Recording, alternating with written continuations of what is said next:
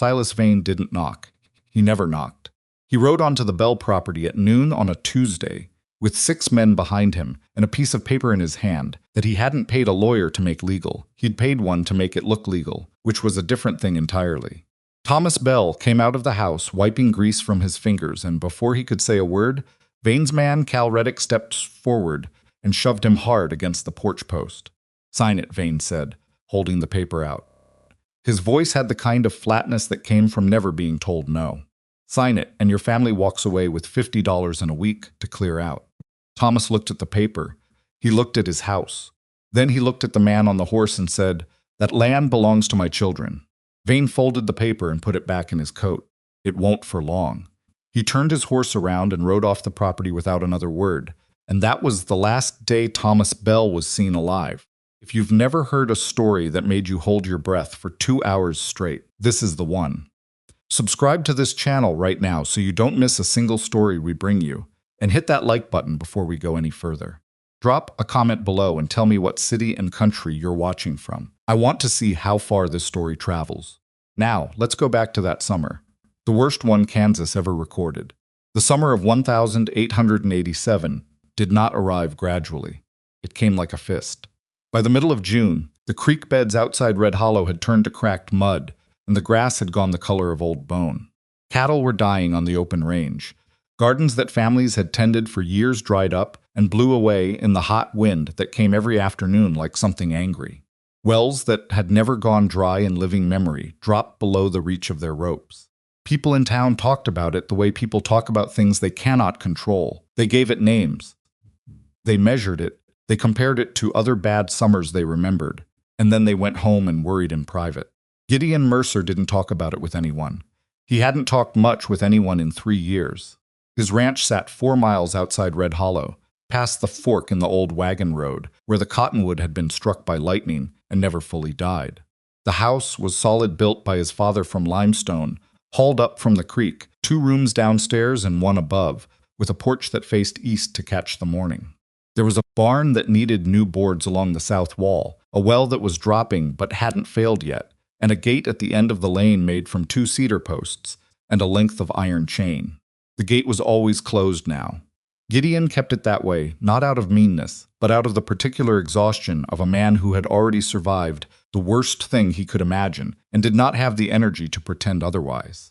His wife, Clara, had died in the spring of 1884 from a fever that moved too fast for the doctor in town to catch. His son Daniel, 5 years old, with his mother's brown eyes and his father's habit of going quiet when he was thinking hard, died 6 days after her. After that, Gideon closed the gate. He was 42 years old, and he ran the ranch alone. He sold enough cattle each fall to cover his taxes and supplies. He went into Red Hollow once a month for flour and salt, and whatever else he couldn't do without. He nodded at people who spoke to him and answered questions when they were asked, but he kept the conversation short and went home before anyone could think of something else to say. It wasn't grief anymore, exactly. He didn't know what to call it. It was more like the feeling of a house after everyone in it has left. Not painful, just very, very quiet. On the night of July 14th, Gideon couldn't sleep. It happened sometimes. He'd lie in the dark and the quiet would get too loud, and his mind would start moving in circles that didn't go anywhere useful. Around midnight, he got up, pulled on his boots and his shirt, and went out to the porch to sit. The heat hadn't broken with the sun. The air was still and thick and smelled like dry earth and something faintly burnt. The way the whole landscape smelled that summer, like it was slowly cooking from the inside. He sat in the chair that had been his father's and looked at the dark lane running from the porch to the gate and past it to the road. And he thought about nothing in particular, which was the closest he ever got anymore to feeling at peace. Then he heard something. It wasn't loud. It wasn't a horse or a wagon or anything he'd expect at that hour. It was a small, uneven sound, a kind of scraping. Then a pause, then the scraping again. Rhythmic, but labored, like something being dragged. He sat forward in the chair. The scraping stopped. Then a voice came out of the dark, thin and careful and exhausted almost to the point of breaking. "Hello? Is someone there?" Gideon stood up slowly. He didn't reach for the rifle propped beside the door. Whatever was making that sound was not a threat. His instincts told him that much. He stepped off the porch and walked down the lane toward the gate, and as his eyes adjusted further to the dark, he saw a shape on the other side of it. Small, very small. He unhooked the chain and pushed the gate open and crouched down. The girl was maybe 6 years old. She was barefoot, and her feet were cut in several places. Not deep, but she'd been walking on rough ground for a long time and hadn't stopped. Her dress was stiff with dried sweat and dust. Her hair was matted. Her lips were cracked almost to bleeding. She was holding herself upright through what appeared to be pure stubbornness, because her body was clearly done. Around her thin shoulders was a loop of rope.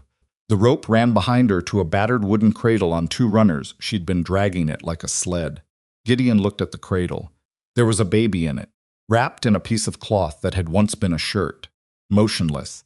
His heart did something complicated. "How far did you walk?" he asked. He kept his voice level. He'd learned a long time ago that if you sounded alarmed around a child who was barely holding together, they fell apart. "Don't know," the girl said. "A long time. What's your name?" "Eliza Bell." A pause. The effort of talking was visible. "My brother's name is Toby. He's 7 weeks old." Gideon looked at the baby again. The rise and fall of the cloth was there small, but there, alive. "Is he sick?" "He hasn't cried in a while." She said it the way a child says something they're trying hard not to be frightened by, flat, factual. Like if they say it calmly enough, it won't become real. It's real hot. Gideon did not hesitate. He reached into the cradle and lifted the baby out, tucking him against his left arm with the automatic care of a man who had once held a child every day and had never fully forgotten how. Toby was burning up. Too light.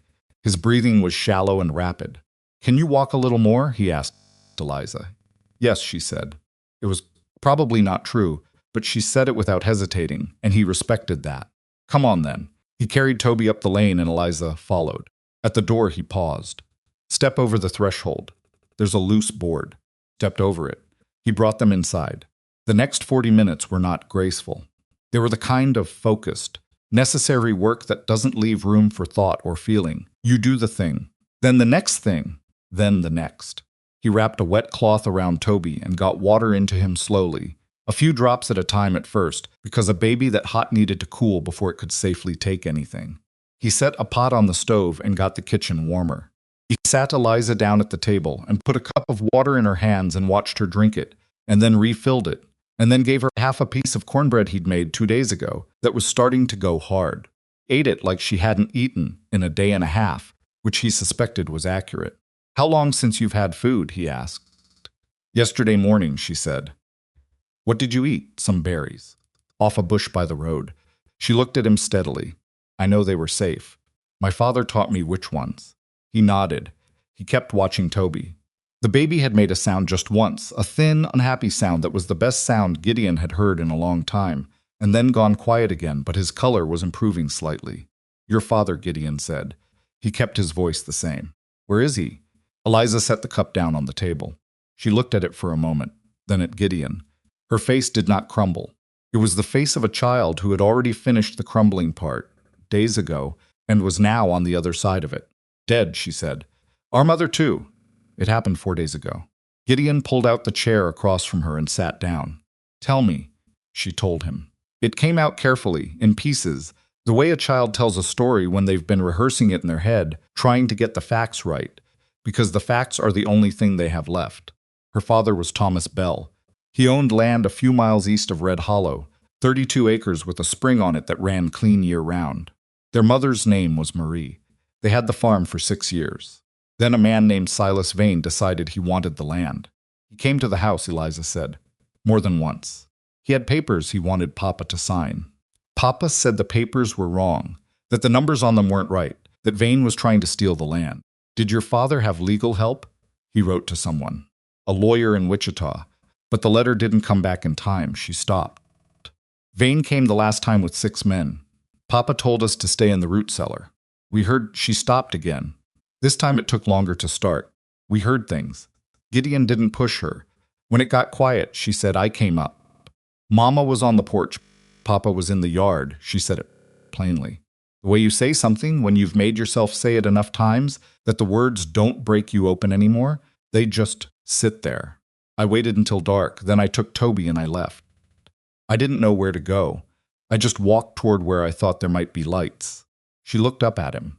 Someone told me once that a rancher named Mercer lived out this way, that he was a fair man. Who told you that? I don't remember.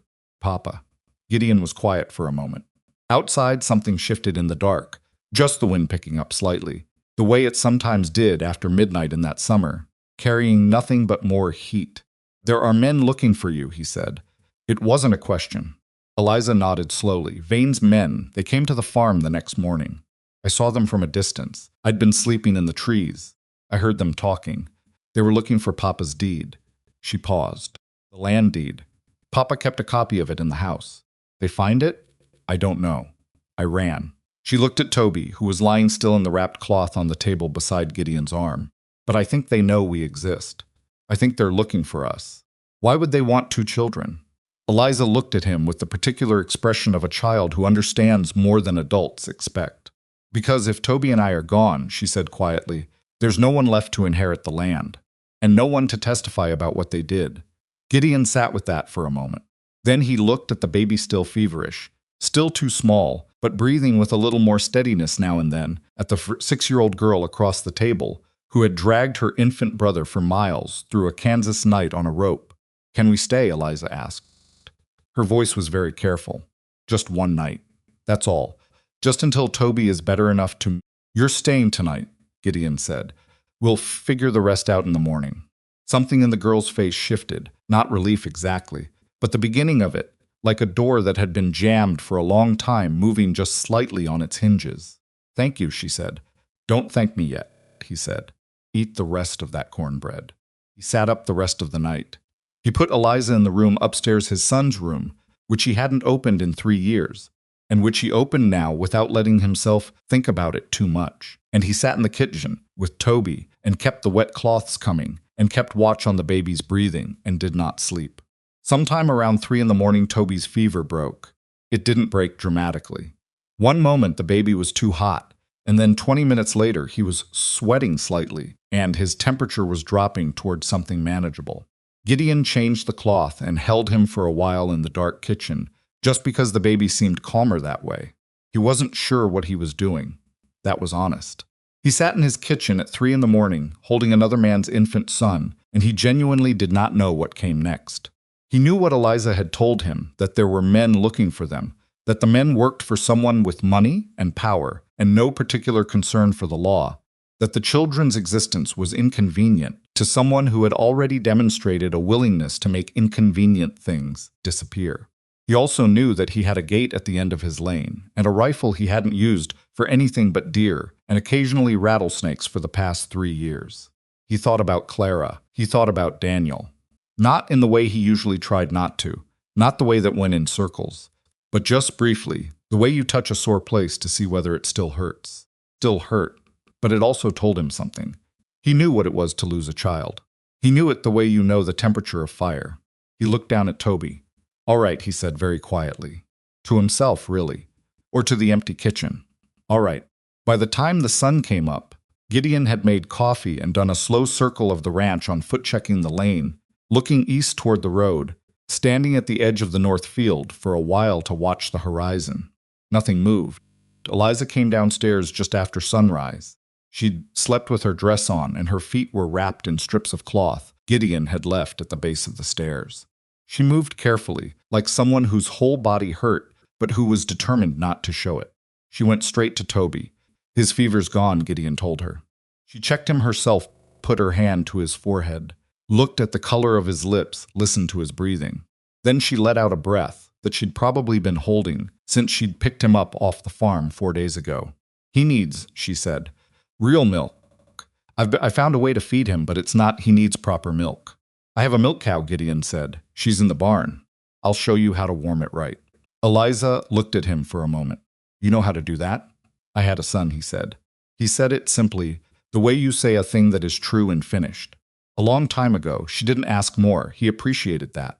They went to the barn, and he showed her the cow, a brown and white animal named nothing in particular, because Gideon had stopped naming things, and showed her how to warm the milk properly, and how to use the piece of cloth he had to drip it in small amounts into Toby's mouth. The baby took it, Slowly, impatiently, with small, furious sounds that were the most reassuring noises Gideon had heard in a long while. He's angry, Eliza said, almost smiling. Good, Gideon said. Angry means he's got some fight left. They were in the barn when Gideon heard the horses. He heard them before he saw them, 2 sets of hoofbeats on the road, moving at the easy pace of men who have authority and know it. He went to the barn door and looked through the gap between the boards. 2 riders. Coming down the lane. The gate was still closed. They stopped outside it. One of the riders was wearing a deputy's star that caught the morning light. He was a broad man in his 40s with a thick brown mustache and the kind of relaxed posture that came from being used to people stepping aside when he arrived. The other rider Gideon didn't recognize. Younger, carrying a rifle across his saddle in the casual way of someone who wanted you to know it was there. Stay here, Gideon told Eliza. He looked at her directly. Don't make a sound. Don't come out. Can you do that? She looked at the barn door, then at him. Who are they? Don't know yet. He picked up his hat from the nail by the door and settled it on his head. Stay. He walked across the yard to the gate. The deputy waited while Gideon came down the lane. He had a smile on that didn't quite reach his eyes, the kind of smile worn by men who have learned that looking pleasant costs nothing and occasionally provides an advantage. Morning, the deputy said. You Gideon Mercer? I am. Deputy Cal Reddick, out of Red Hollow. He gestured at the man beside him. This here is county business. You seen any strangers on your property recently? Could be a woman traveling alone. Or, he paused. Like the next part was an afterthought. Could be a young girl. Maybe with an infant. Gideon looked at him. He kept his face the way he kept his voice level. What kind of county business involves looking for an infant? He asked. Reddick shifted slightly in the saddle. Tragic situation. Parents died. County needs to see to the welfare of the orphan children. Make sure they're in proper care. You have paperwork for that? Paperwork? Official county paperwork. Court order, something from the county clerk. If county's taking responsibility for specific orphan children, there'd be documentation. Reddick's pleasant expression didn't fall. It just got a little tighter around the edges. This is more of an inquiry at the moment, if you've seen anything. I haven't seen a woman traveling alone, Gideon said. I haven't seen a young girl. It's been a quiet night. The 2 men looked at him for a moment. You'd want to tell us, Reddick said, if you did know something. These things have a way of getting complicated for people who mine us. Deputy, Gideon said, is there something specific you need? Or were you just passing through? Pause. The younger man's hand moved slightly on the rifle. Not a threat, not quite. Just a reminder. Just passing through, Reddick said finally. Tipped his hat. You have a good morning, Mr. Mercer. They rode back up to the road. Gideon watched them go. He stood at the gate until they were out of sight. Then he turned and walked back to the barn. Eliza was exactly where he'd left her, pressed against the wall beside the door, with Toby held against her chest in a way that would muffle any sound he made. She'd figured that out herself. She was 6 years old, and she'd already figured that out. They're gone, he said. Was it Vane's men? A deputy named Reddick. Whether he's working for the county or for Vane, I can't say for certain, but the questions he was asking weren't the questions a man asks when he's genuinely concerned about children's welfare. She nodded. She'd already known that. She just needed confirmation. He'll come back, she said. Yes, Gideon agreed. He will. He crouched down to her level. Not a habit he'd had in years, but it came back naturally. Tell me something. Your father, he knew about Vane before this happened. Did he do anything to protect the land? Anything besides writing to the lawyer? Eliza was quiet for a moment. She was thinking. He could see it. The careful internal search through everything her father had said in the last months. He said something once, she said slowly.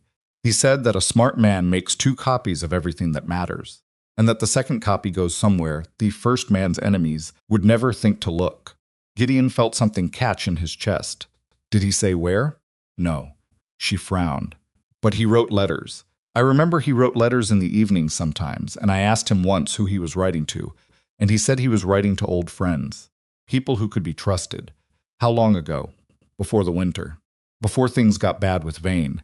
Gideon stood. He looked at the barn wall. He thought. His father had died 2 winters back. Gideon had gone through most of the things in the house, the practical things, the tools, the papers relating to the ranch, but there was still a cedar chest in the barn. His father's, that he hadn't fully gone through. He'd opened it once, seen that it was mostly old letters and keepsakes, and closed it again because going through his dead father's letters was one grief too many that particular season. He looked at the chest now, at the far end of the barn, in the corner behind the feed sacks, and then looked back at Eliza. He didn't say anything about it yet. It was still only a possibility, a shape in the dark. And he had more pressing things to think about. "I need to get a message out," he said. "Today."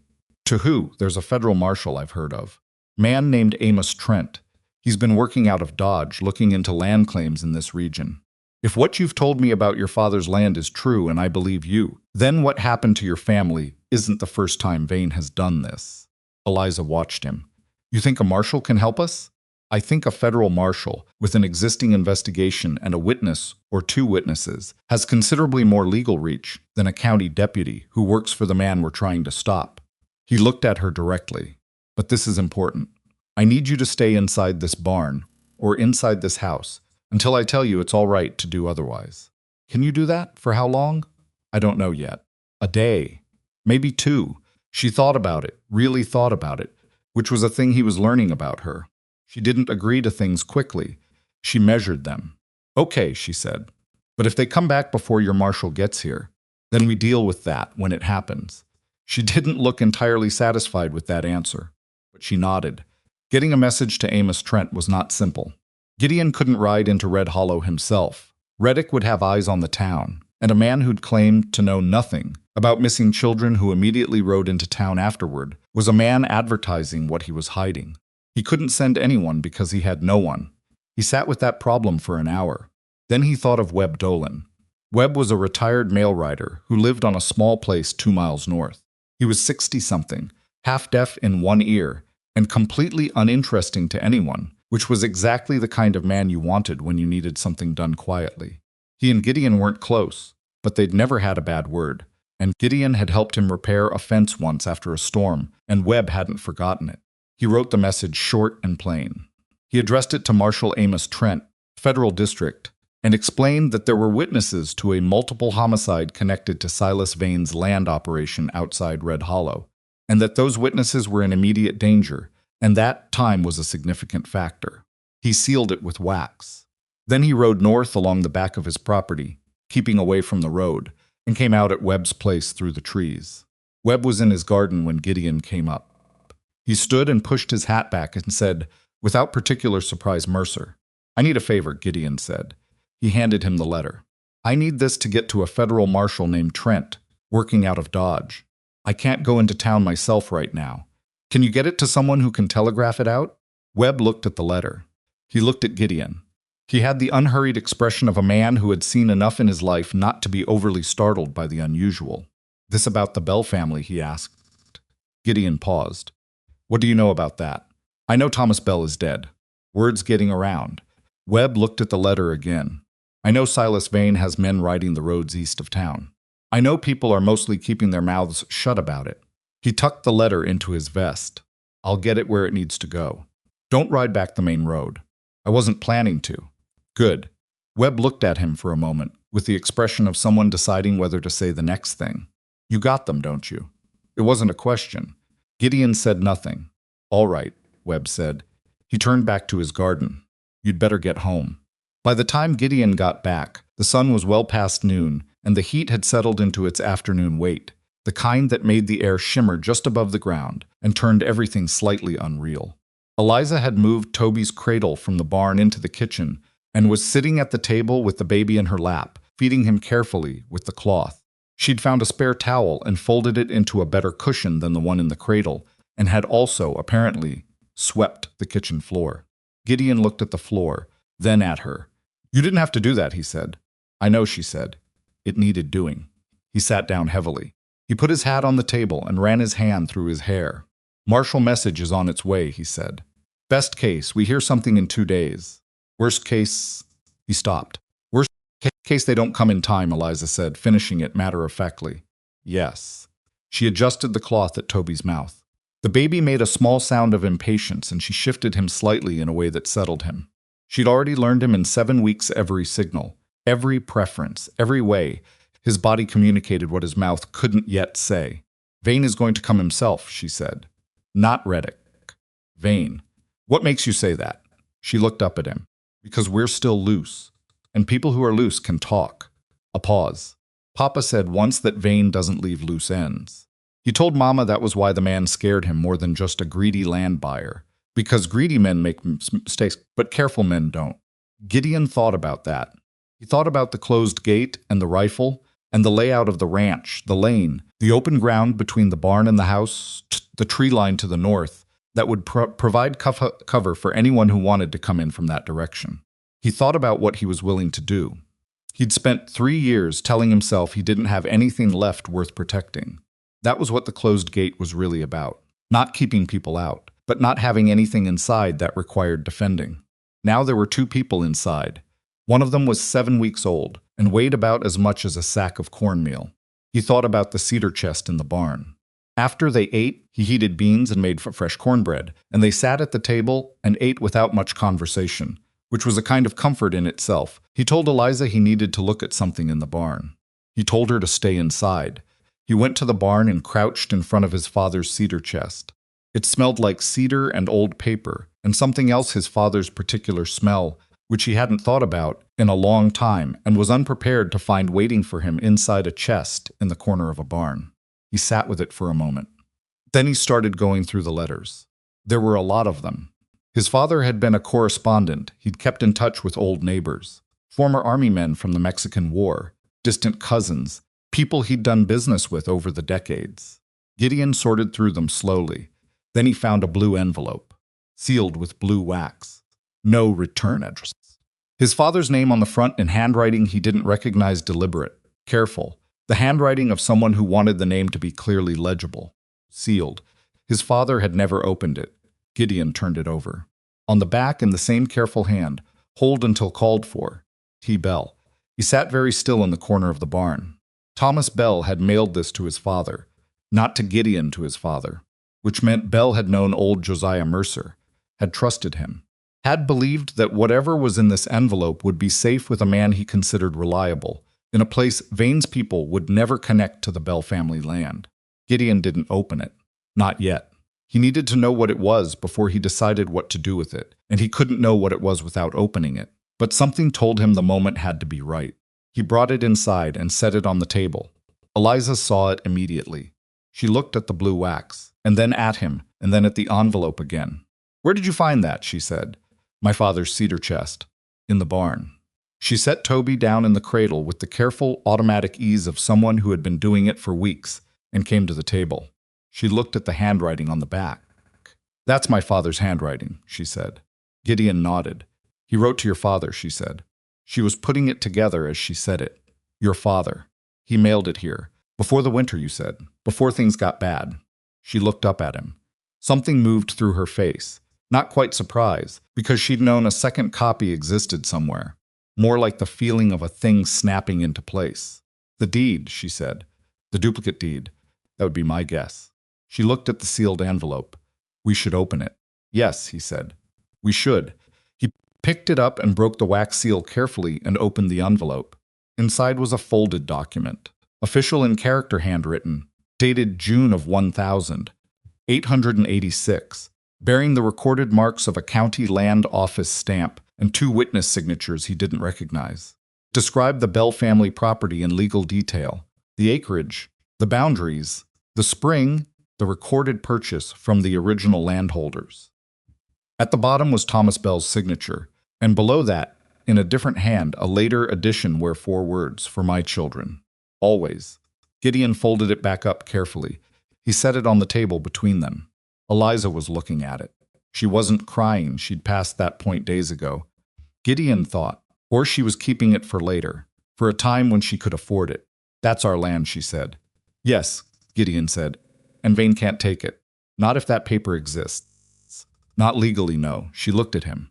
"But he'll try to take it anyway, and he'll try to make that paper disappear.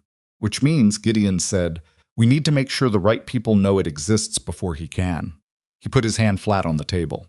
"The marshal. This is what Trent has been missing. This is the physical proof that Vane never had legal claim to that land, which means everything he did to get it was criminal, start to finish. Eliza looked at the document, then at him, then at the door. "He's going to come tonight, isn't he?" she said.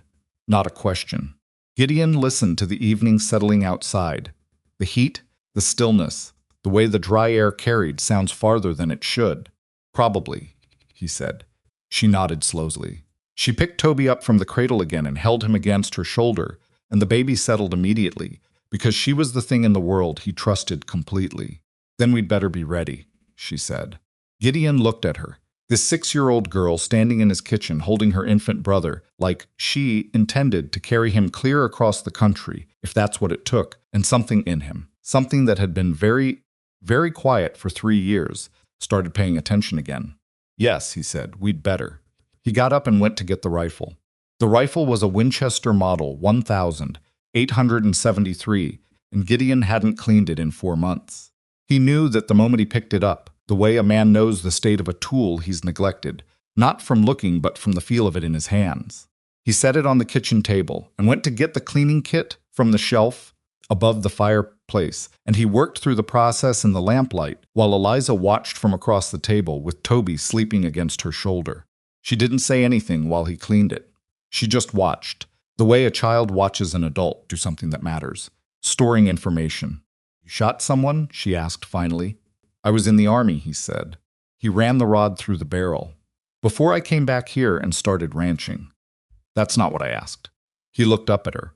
She was watching him with those steady brown eyes that had already seen more in 6 years than most people saw in 30. "Yes," he said. She nodded, like that was the answer she'd expected, and she'd needed to hear it confirmed. "Okay," she said. "Okay," he repeated. He went back to the rifle. He checked the ammunition. He had plenty of that, at least. He loaded the magazine and set the rifle beside the door, and then went to the window and looked out at the dark. The moon was up, about 3/4 full, which was not ideal. Moonlight meant visibility in both directions.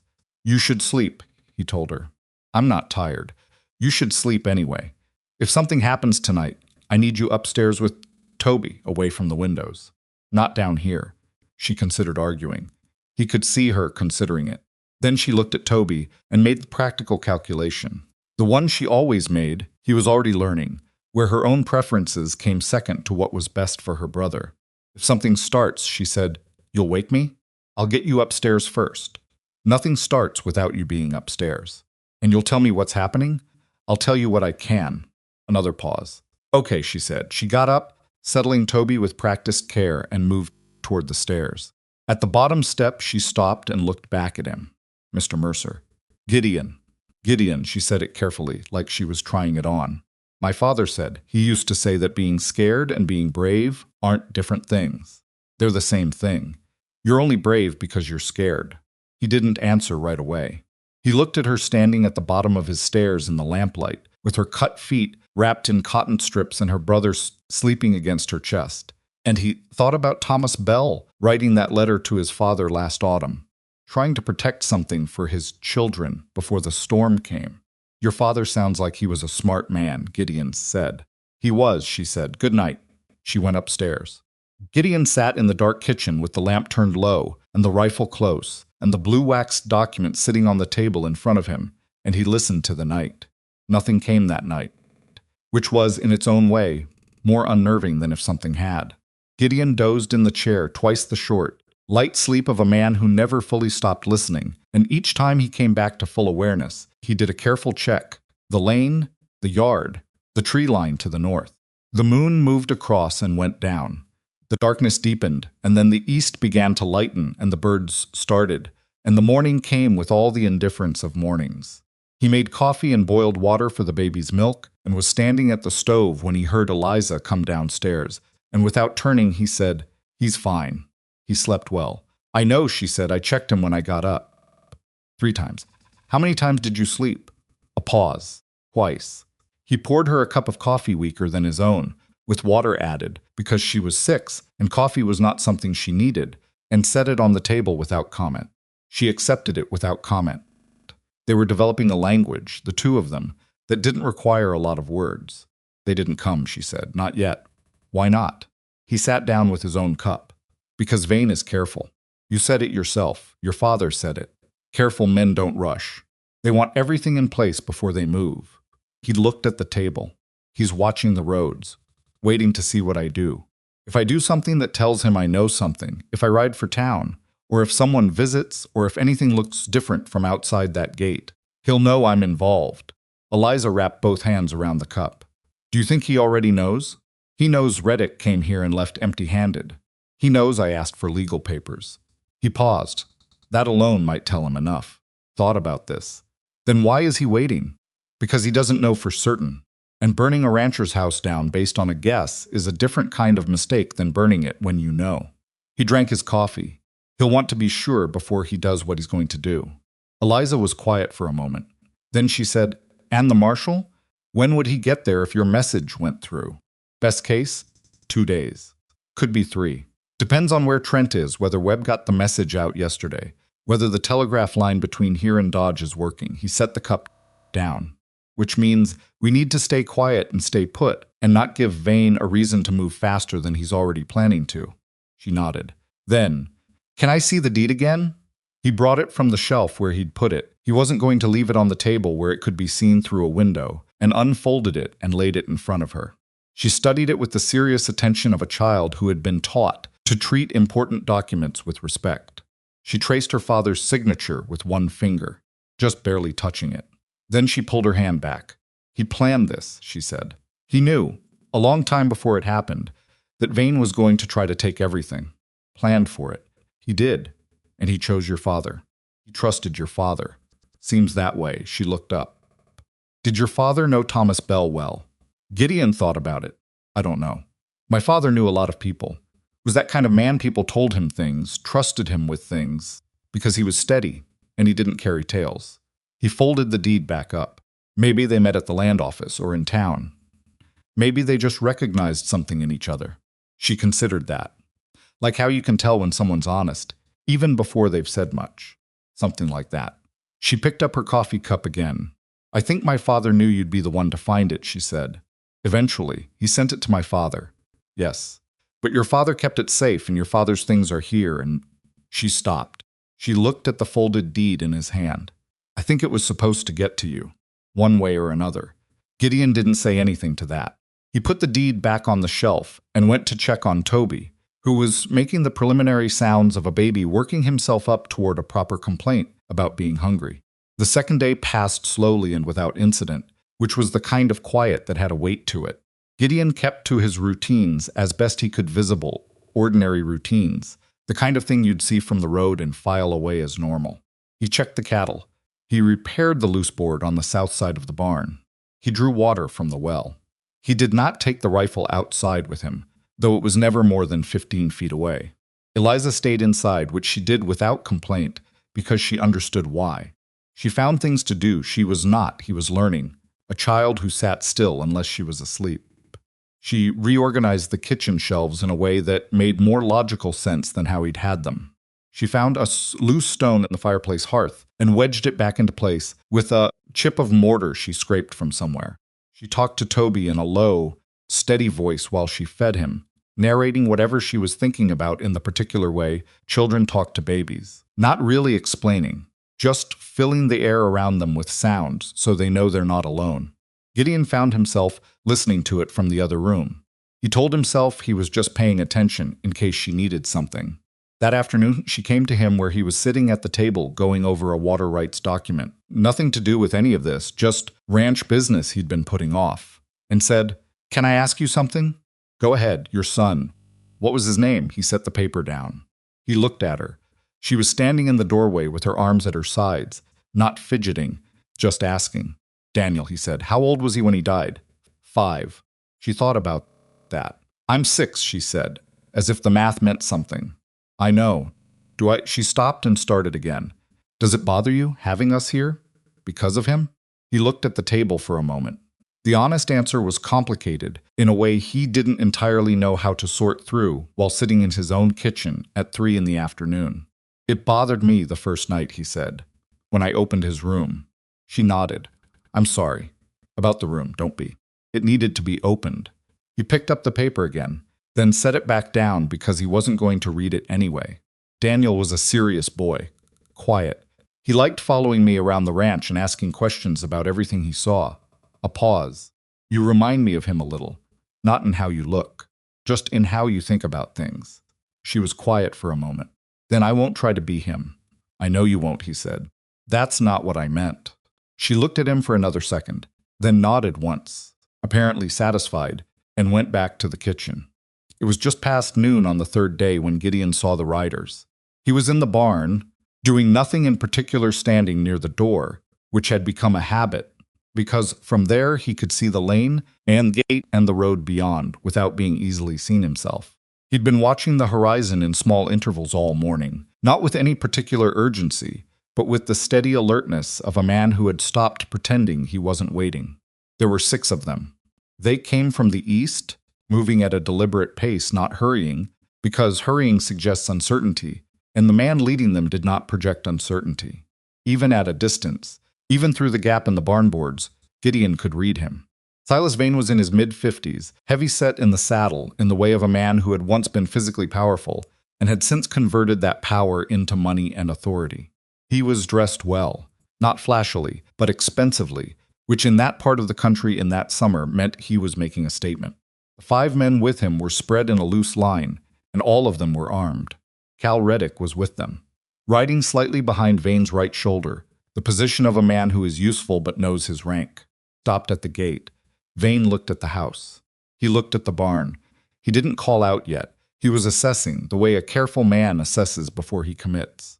Gideon watched him do it and recognized the process because he'd been doing the same thing for 3 days. Then Vane called out, "Gideon Mercer, come on out and talk." His voice was carrying and calm, not threatening in its tone. The threat was in the 6 men and the guns, which made the tone almost worse. Gideon went to the house first. Eliza was already at the window, standing to the side of it, not in front. She'd positioned herself right without being told. She had Toby tight in her arms. 6 men, Gideon said quietly. Vane's with them. Her jaw tightened. Just slightly. I knew he'd come himself. Get upstairs. Stay away from the windows. Don't make any sound that carries. What are you going to do? Talk to him. He checked the rifle habit, not because he'd forgotten the state of it, and then left it propped beside the fireplace. He didn't take it to the door. Taking the rifle to the door would change the conversation in a way he wasn't ready to change it yet. He went out onto the porch. Vane had not moved from the gate. He sat on his horse with the easy patience of a man who expected to be waited for and didn't mind. "Mr. Vane," Gideon said. He came down the porch steps and walked partway down the lane. Not all the way to the gate. He stopped a good 20 feet back. "Mercer." Vane looked him over with the direct, assessing look of a man accustomed to calculating what other men were worth.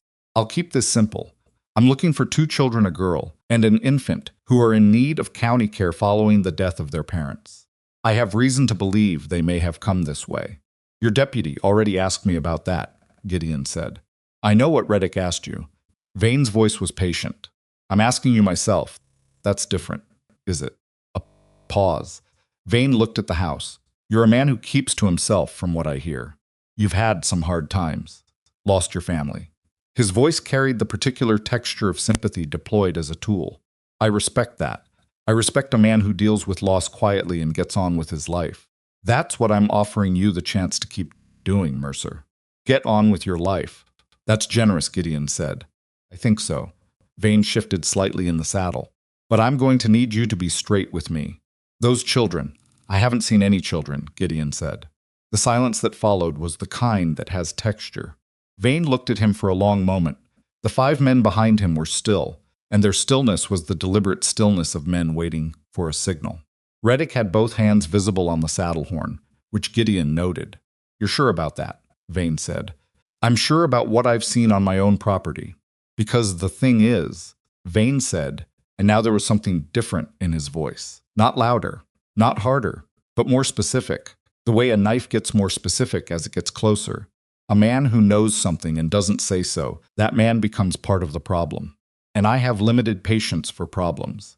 Gideon looked at him, kept his face neutral, not afraid, not aggressive, just present. "Is that a legal threat, Mr. Vane? Because if it is, I'd like to know under what authority." Vane almost smiled. "It's a friendly observation. I'll keep it in mind." Gideon put his hands in his pockets. "Is there anything else I can help you with?" The almost smile held for another second. Then Vane straightened in the saddle and looked at the house one more time, a long measuring look that was not subtle in what it communicated. "Not today," he said. He turned his horse. "Be seeing you, Mercer." They rode back up to the road. Gideon stood in the lane and watched them go, and did not move until they were completely out of sight, because moving while being watched was a form of information, and he wasn't giving Vane any more of that than he already had. Then he turned around and went inside. Eliza was at the bottom of the stairs. She'd come down the moment she heard the hoofbeats moving away, which meant she'd been right at the top waiting. "He believed you?" she asked. "No," Gideon said.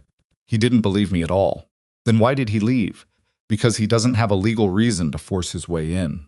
"Not yet." He moved to the window and looked up the lane. The road was empty. "But he will. He'll figure something out. He'll manufacture some document, some authority, or he'll just decide the legal risk is smaller than the risk of leaving you here." He turned. "We're running out of time." Eliza looked at Toby in her arms. Something moved across her face, a flicker of fear, quickly controlled. She was getting good at controlling it, which was not entirely a healthy thing in a 6-year-old, but was an impressive thing. "How long?" she asked. "Not tonight," he'll be calculating. "Tomorrow morning, maybe. Or tomorrow night." He sat down at the table. "Question is whether Trent gets here first. And if he doesn't?" Gideon thought about the layout of the ranch again. The house, the barn, the lane, the gate. He thought about the army, about positions and angles, and the particular mathematics of holding a place against more men than you had. "Then we hold," he said, "and we make as much noise as possible while we do it, so people in town know something is happening out here." Eliza sat down across from him. She'd put Toby in the cradle. He was sleeping, his face peaceful in the way of babies who don't yet know anything needs worrying about, and she folded her hands on the table. "Tell me what to do," she said. "I'm not going to just sit upstairs. Tell me what I can actually do." He looked at her. He thought about telling her there was nothing, that she should stay with Toby and let him handle what came. That was the easy answer, the clean answer. But it wasn't honest, and she would know it wasn't honest, and he'd already learned that lying to her cost him something, in her estimation, that was hard to earn back. "There may be something," he said, "but I need to think about it." "Think out loud," she said. He almost smiled. He didn't quite, but it was close. He laid it out for her, the house, the approaches, the problem. Vane would bring men enough to cover the front, and probably the north side where the tree line was. If they came to break down the door or threaten to burn the structure, Gideon's options narrowed quickly. A single man inside a house against 6 men outside had one significant advantage. The men outside had to come to him, but that advantage eroded fast if they stopped caring about legal exposure. "The deed," Eliza said. "What about it?" "If you show them the deed, if Vane's men can see that it exists, some of them might stop. Because then they know. They're not just taking children. They're destroying evidence in a murder, or they destroy the deed along with everything else." She shook her head. "Not if other people already know it exists. Not if there's already a record somewhere that we have it." He thought about that. "Webb Dolan knows I sent a message to Trent. He knows I found something worth sending about. Is there anyone else?" He thought. "There's a woman in town, Margaret Hollis. She runs the dry goods store. She's known my family since my father's time. She's not someone who keeps quiet when she sees something wrong. Can you get word to her? Not without going into town, which I can't do." He paused. "Unless," he stopped. "Unless is what?" He was thinking about the back fence line. The way his property ran along the south edge of the road before curving north. There was a place where the fence came within about 200 yards of the Hollis property. The back end of it, the part where Margaret's husband used to run a few head before he died, and left her the store and nothing else. It wasn't a good plan. It was a thin plan. But thin plans were what you worked with when the good ones weren't available. "I might be able to get a note to her place without going near the road," he said. "After dark." Eliza nodded. "Do it," she said, with the certainty of someone giving an order rather than offering an opinion. He looked at her. "You'd be alone here. I've been alone before." She said it without self-pity, just as a fact. "I had 4 days of alone before I found your gate." He couldn't argue with that. That evening he wrote 2 notes. First was to Margaret Hollis.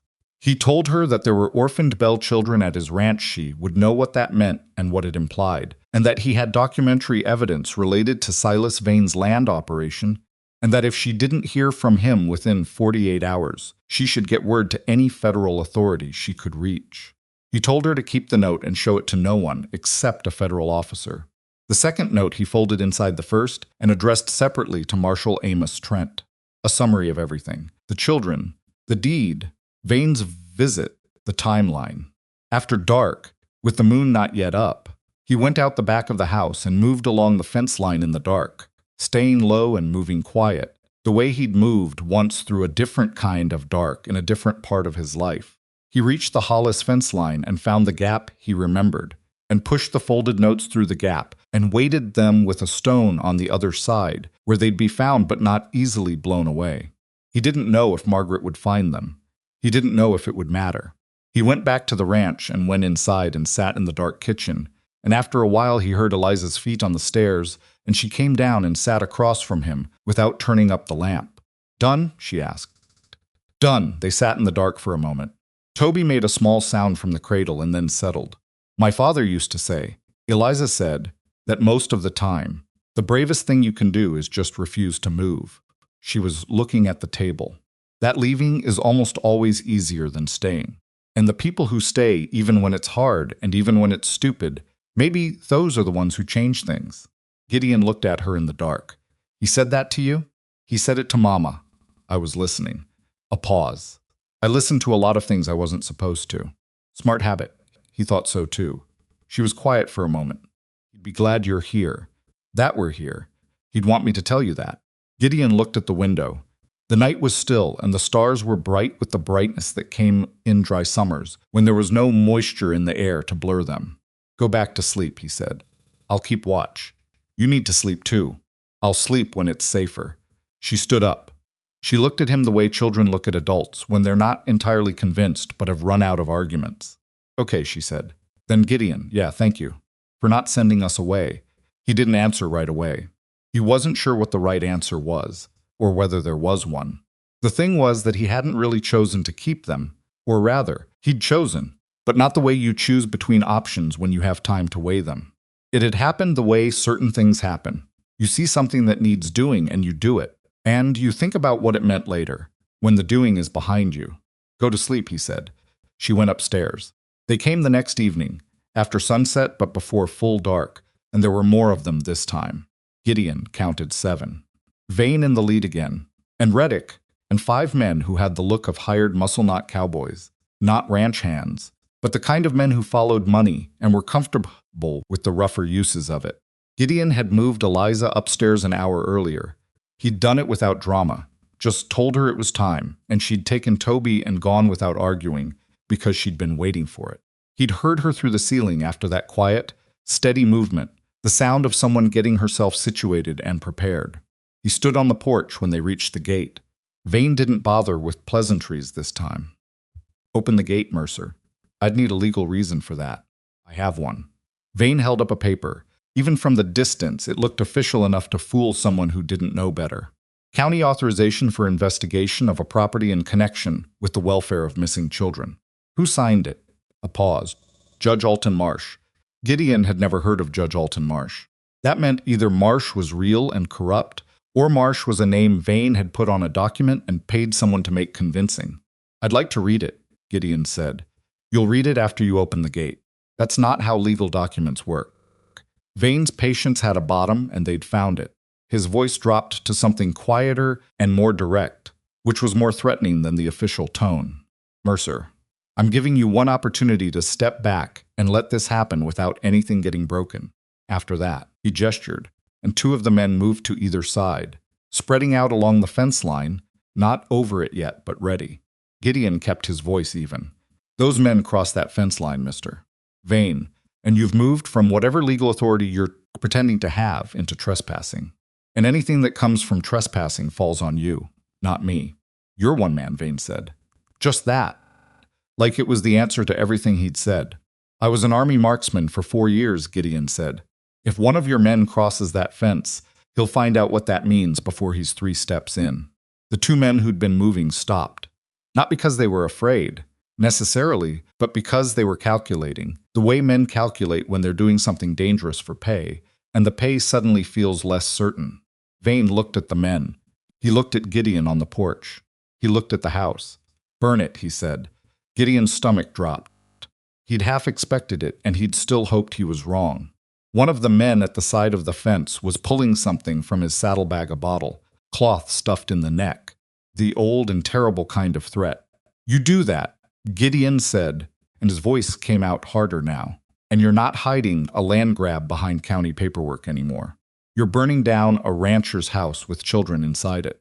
That's a federal crime, and you know it, and so do those men." Reddick shifted in his saddle. "Just slightly. Just enough." "Boss," Reddick said. Vane looked at him. "Children," Reddick said. He said it quietly, like the word had weight he hadn't expected. The man with the bottle looked at Vane, looked at the house, looked at the bottle in his hand. Vane's jaw was set hard. He was a man who did not change course easily. It was what made him dangerous, but it was also what made him predictable.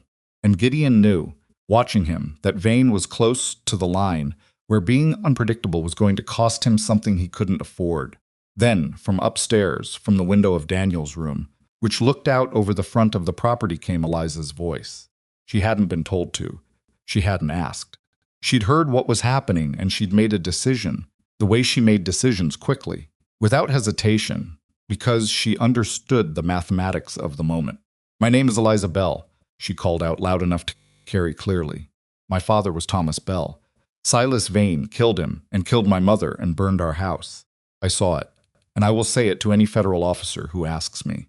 The yard went completely silent. Every man out there looked up at the window. Vane looked up at the window. Gideon felt something. Not quite relief, not yet, but the shift of a moment that has been hanging in the balance, tipping just slightly toward a different possibility. Because Eliza was right. She'd been right before in the kitchen, when she said that Vane's men weren't just thieves. They were men being asked to put themselves in front of a federal murder charge.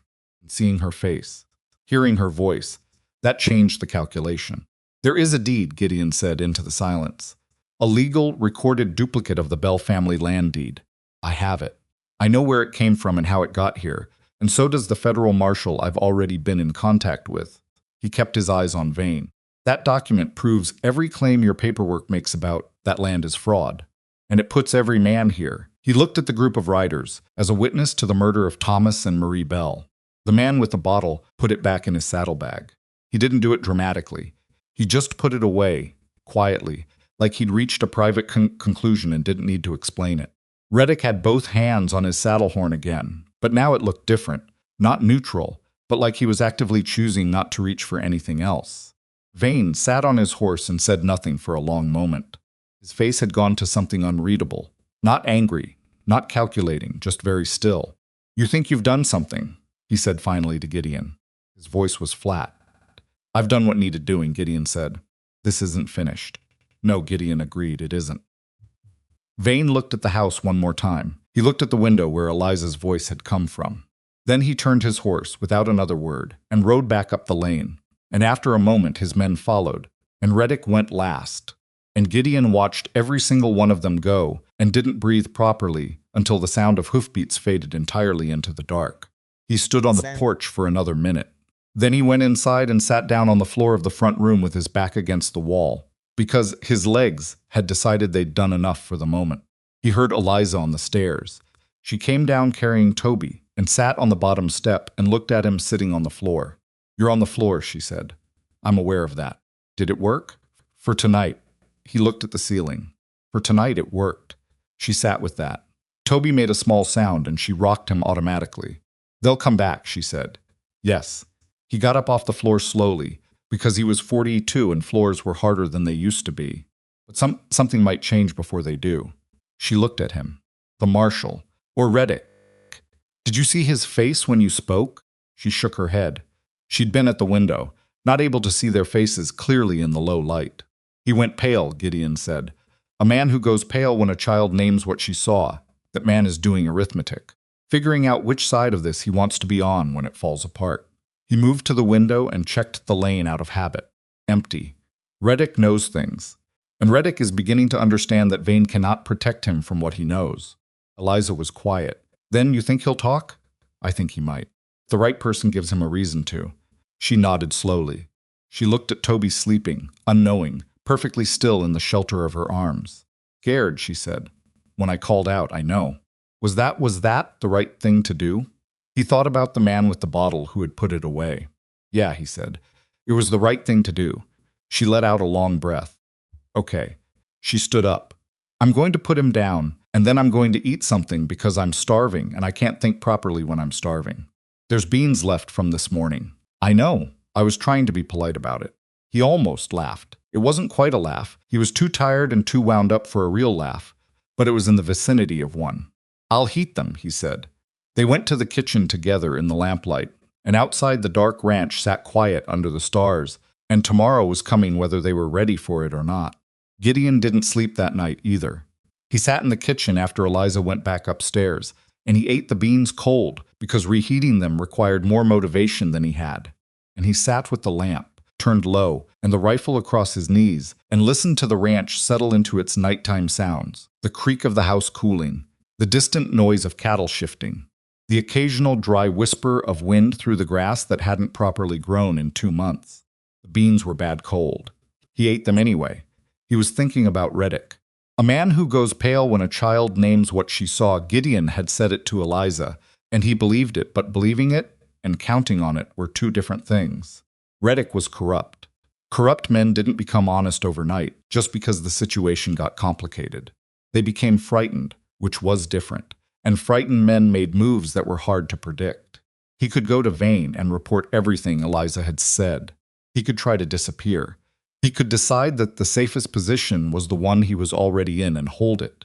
Or, and this was the possibility Gideon kept circling back to, he could look at the arithmetic of his own future and decide that cooperation with a federal investigation was a better outcome than prosecution as an accessory to murder. Problem was that Gideon had no way to reach Reddick, no way to offer him anything or make the calculation clear. All he could do was hope the man did the math himself. He thought about the deed on the shelf. He thought about Marshall Trent, wherever he was in Dodge, on the road, at the other end of a telegraph that may or may not have delivered Webb Dolan's message intact. He thought about Margaret Hollis and whether she'd found the notes he'd left at the fence line in the dark. He thought about all the things outside his control, which was most of them, and then he put that thinking away, because it wasn't useful, and went back to the things he could actually do something about. The north tree line was the problem. If Vane came again, and he would come again, the question was only when and how many. The trees gave cover for men who wanted to come at the house from an angle. Gideon had 1 door and 4 windows on the ground floor. He could cover the front from the door and the lane side windows, but the north window and the back of the house were vulnerable. And he couldn't be in 2 places at once. He needed to slow them down before they reached the house, not stop them. He had no illusions about stopping 7 men with a rifle, but slow them, make them hesitate, make the cost of moving visible enough that they thought twice. He spent an hour in the dark doing things to the approach from the tree line that were not elegant and would not have impressed anyone who'd studied military tactics, but were practical in the specific way of a man working alone with what he had. He came back inside just before 4 in the morning. He sat in the chair. He slept for 2 hours in the broken, light way he'd been sleeping, more like controlled resting than actual sleep, 1 ear always open. When the bird started, he got up and put the coffee on. Eliza came down at sunrise again. She had Toby in the crook of 1 arm and her hair loose, still uncombed, which was the only way she ever looked her actual age. She looked at him. She looked at the mud on his boots. You were outside, she said, for a while, setting things up.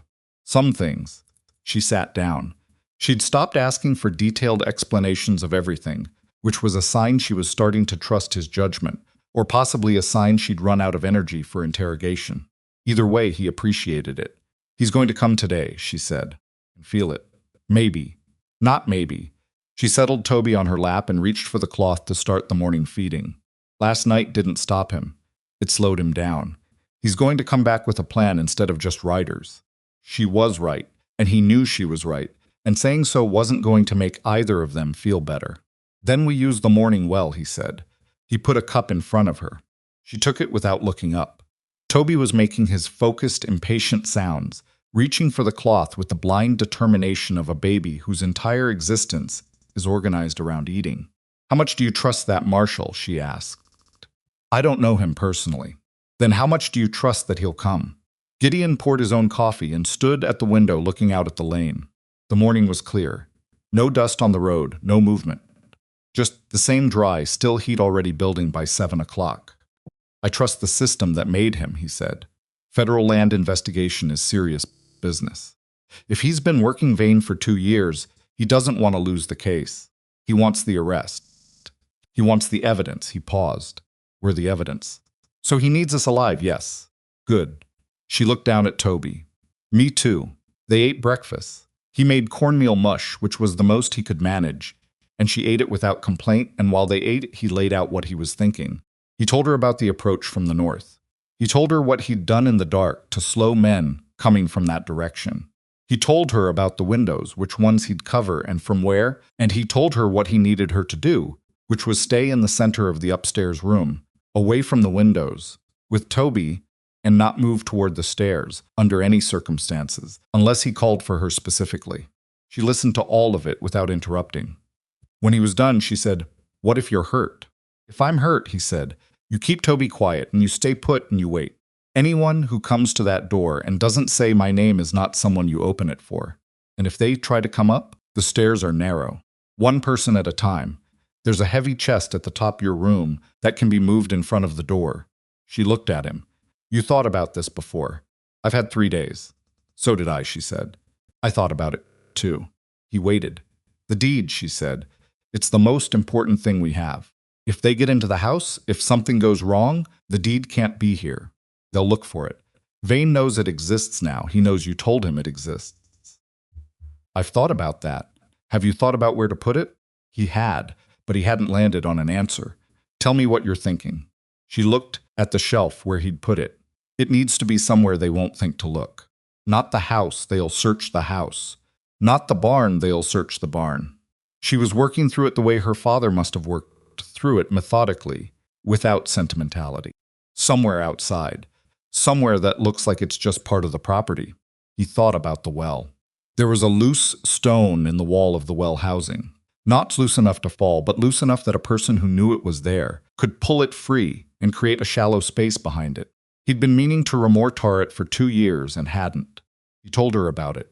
She nodded immediately. "Do that now, before anything else." He put the deed in oilcloth, a piece he found in the barn that had been used to wrap tools, still waterproof enough for the purpose, and he folded it carefully and took it to the well and worked the stone free and set the package behind it and replaced the stone. From 2 feet away, it looked like every other stone in the housing. When he came back, Eliza was standing on the porch with Toby. She watched him come across the yard. "Done," he said. "Now we wait," she said. "Now we wait." They didn't wait long. By mid-morning, the heat was already brutal, and Gideon was in the barn checking on the cattle. They needed water, and the trough was low, which was a problem independent of everything else, and still needed attending when he heard the horse. One horse. Moving fast, coming from the north, not from the road. He came to the barn door and watched the rider come through the trees at the edge of the property, not from the gate, and his hand went to the rifle before he'd consciously decided to reach for it. But the rider wasn't one of Vane's men. It was Cal Reddick, and he was alone, and he was riding hard in the way of someone who has made a decision they're afraid they'll unmake if they slow down. He pulled up 10 yards from the barn and looked at Gideon, and for a moment neither of them said anything. Reddick looked bad. He hadn't shaved since Gideon had last seen him, and he had the gray, tight-faced look of a man who had spent the night fighting with himself and lost. "I need to talk to you," Reddick said. "You're on my property without permission," Gideon said. The rifle was in his hands. Not raised, but not hidden either. "I know." Reddick looked at the rifle. "I came through the back because I don't want Vane's other men seeing me here. Came alone." He held his hands out and away from his body, a deliberate gesture, not casual. "I'm not here for Vane." Gideon looked at him for a long moment. He was thinking about the arithmetic he'd imagined Reddick doing in the dark last night. He was thinking about whether a man who'd been riding on the wrong side of something for long enough could turn around without it being a trap. "Get down," he said. Slowly. Reddick dismounted. He tied the horse to the fence post and turned to face Gideon with his hands still visible. "The girl," he said. "She said she saw it." "She did." "Both of them? Thomas and Marie?" "Both of them." Reddick's face did something complicated. "I wasn't there," he said. "For that part. I need you to understand that." I wasn't at the Bell farm when it happened. I found out after. And you stayed quiet.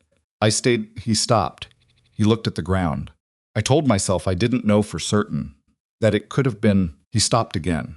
That was a lie, I told myself. I knew. Gideon said nothing. He let the silence do the work. Vane is planning to come tonight, Reddick said. After dark.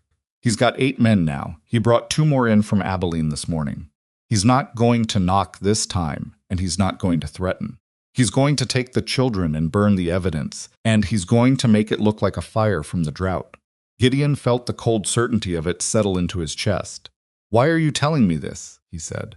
Reddick looked at him with an expression that was not quite shame and not quite fear. It was somewhere in the region of both.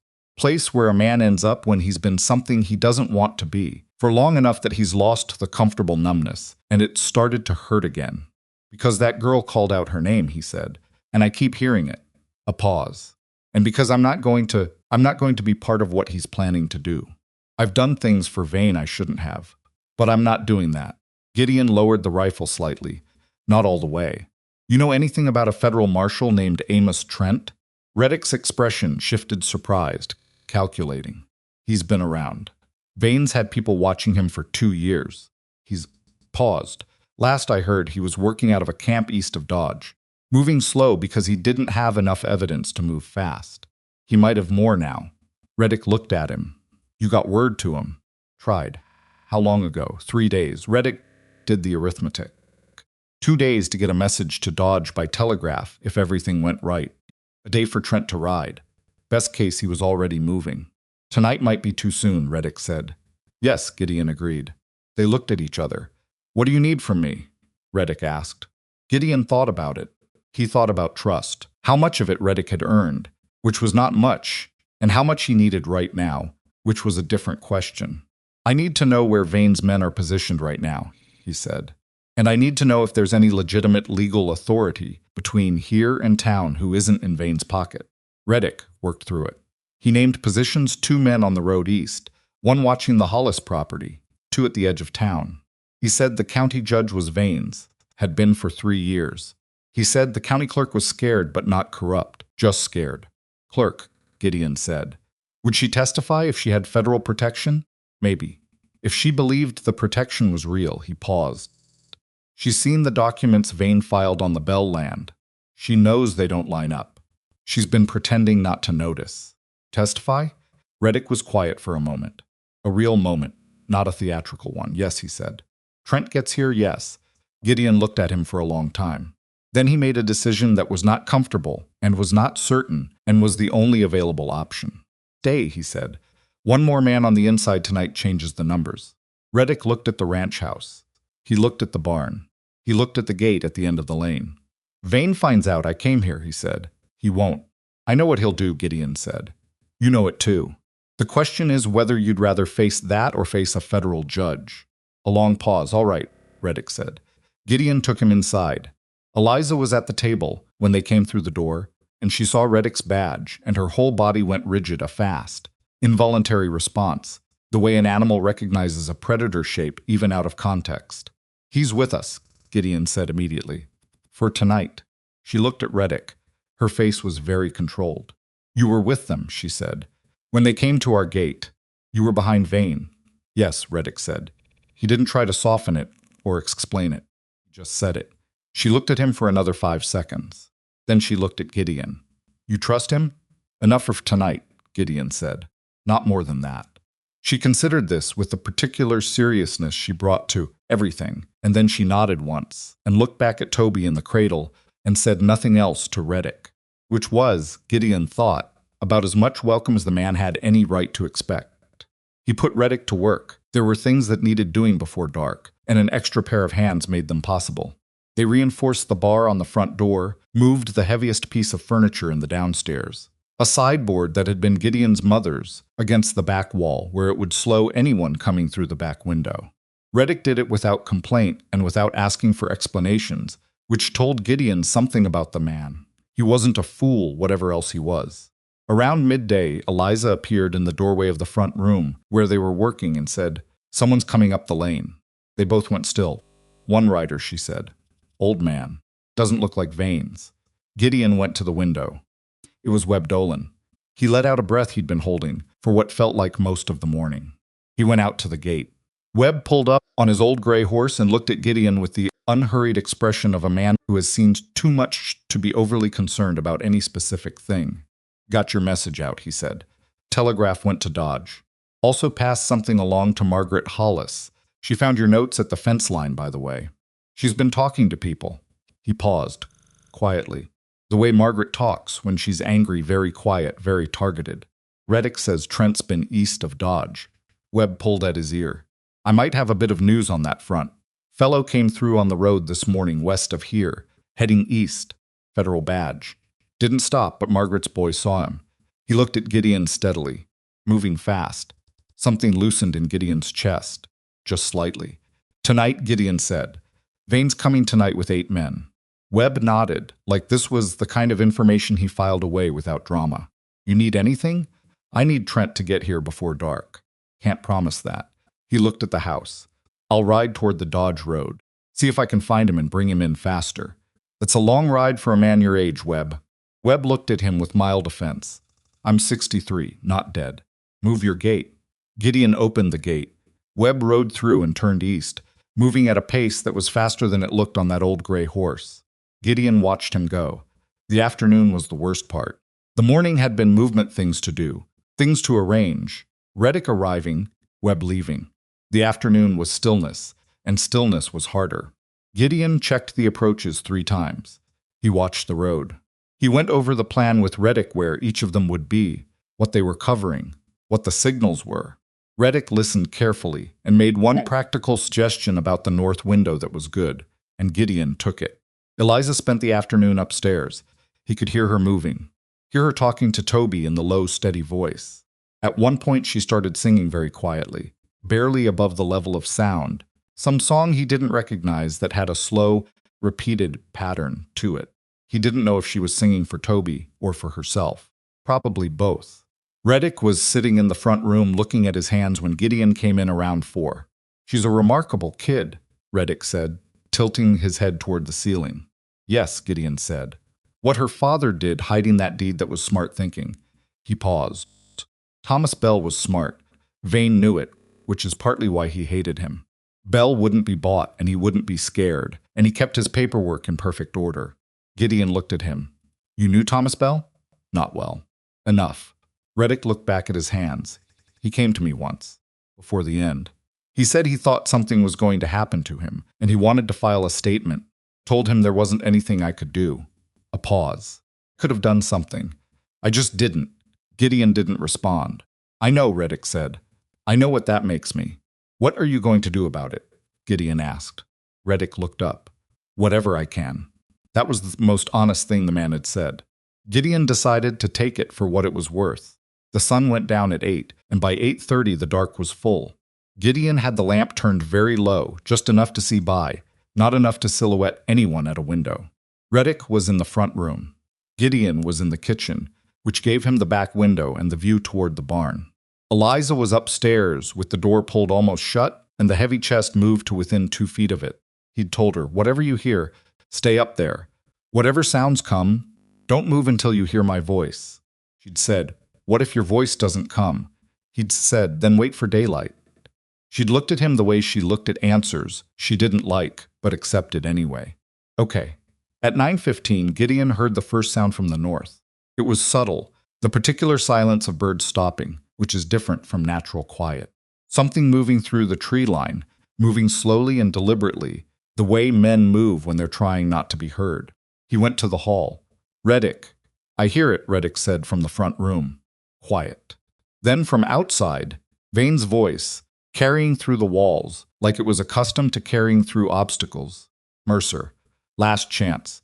Open the door and bring the children out and nobody gets hurt." Gideon said nothing. He moved to the kitchen window and looked north and saw the shapes, 3 of them, spread along the edge of the tree line, stopped. They'd hit the first thing he'd arranged in the dark. Not a dangerous thing, just rope stretched low between the trees, but it was enough to pause them, to make them look down before moving forward. "Mercer." Vane again.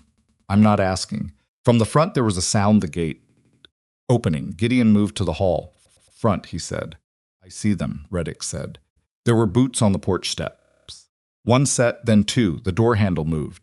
The bar held. There was a pause. And then from outside, lower, one of the men, it's barred.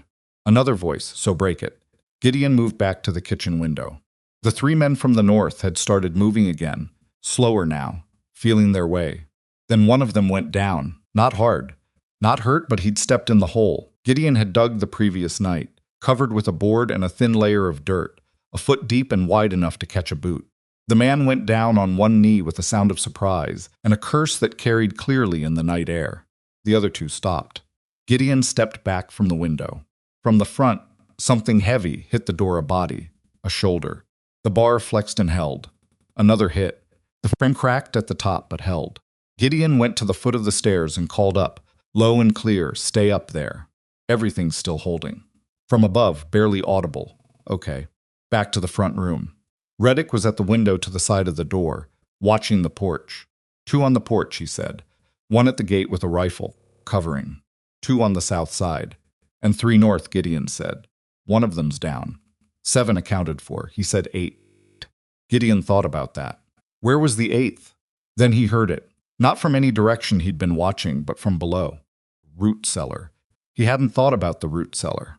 He moved to the kitchen floor and found the hatch, the iron ring set into the boards. And he pulled the hatch up and looked down into the darkness of the cellar, and a man looked back up at him from the bottom of the ladder.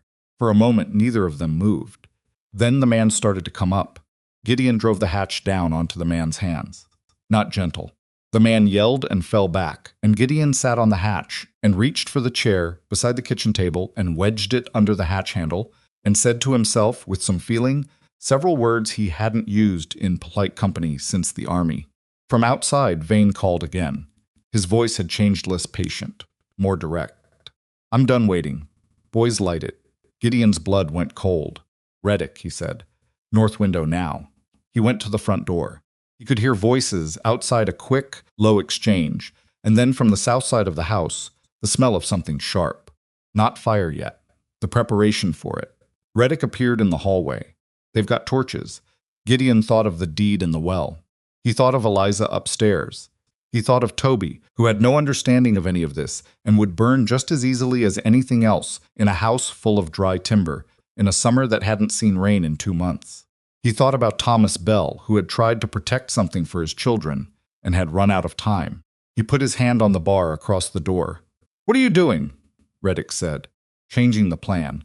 He lifted the bar and pushed the front door open and walked onto the porch. He didn't have the rifle. He'd left it inside deliberately because walking out the door with a rifle in the current situation was a way of dying very fast.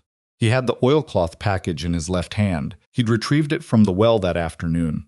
After thinking about this exact moment, because a deed that nobody could see was not as useful as a deed that everyone could see. Vane was on his horse at the end of the lane, inside the gate now. His men were spread around the property.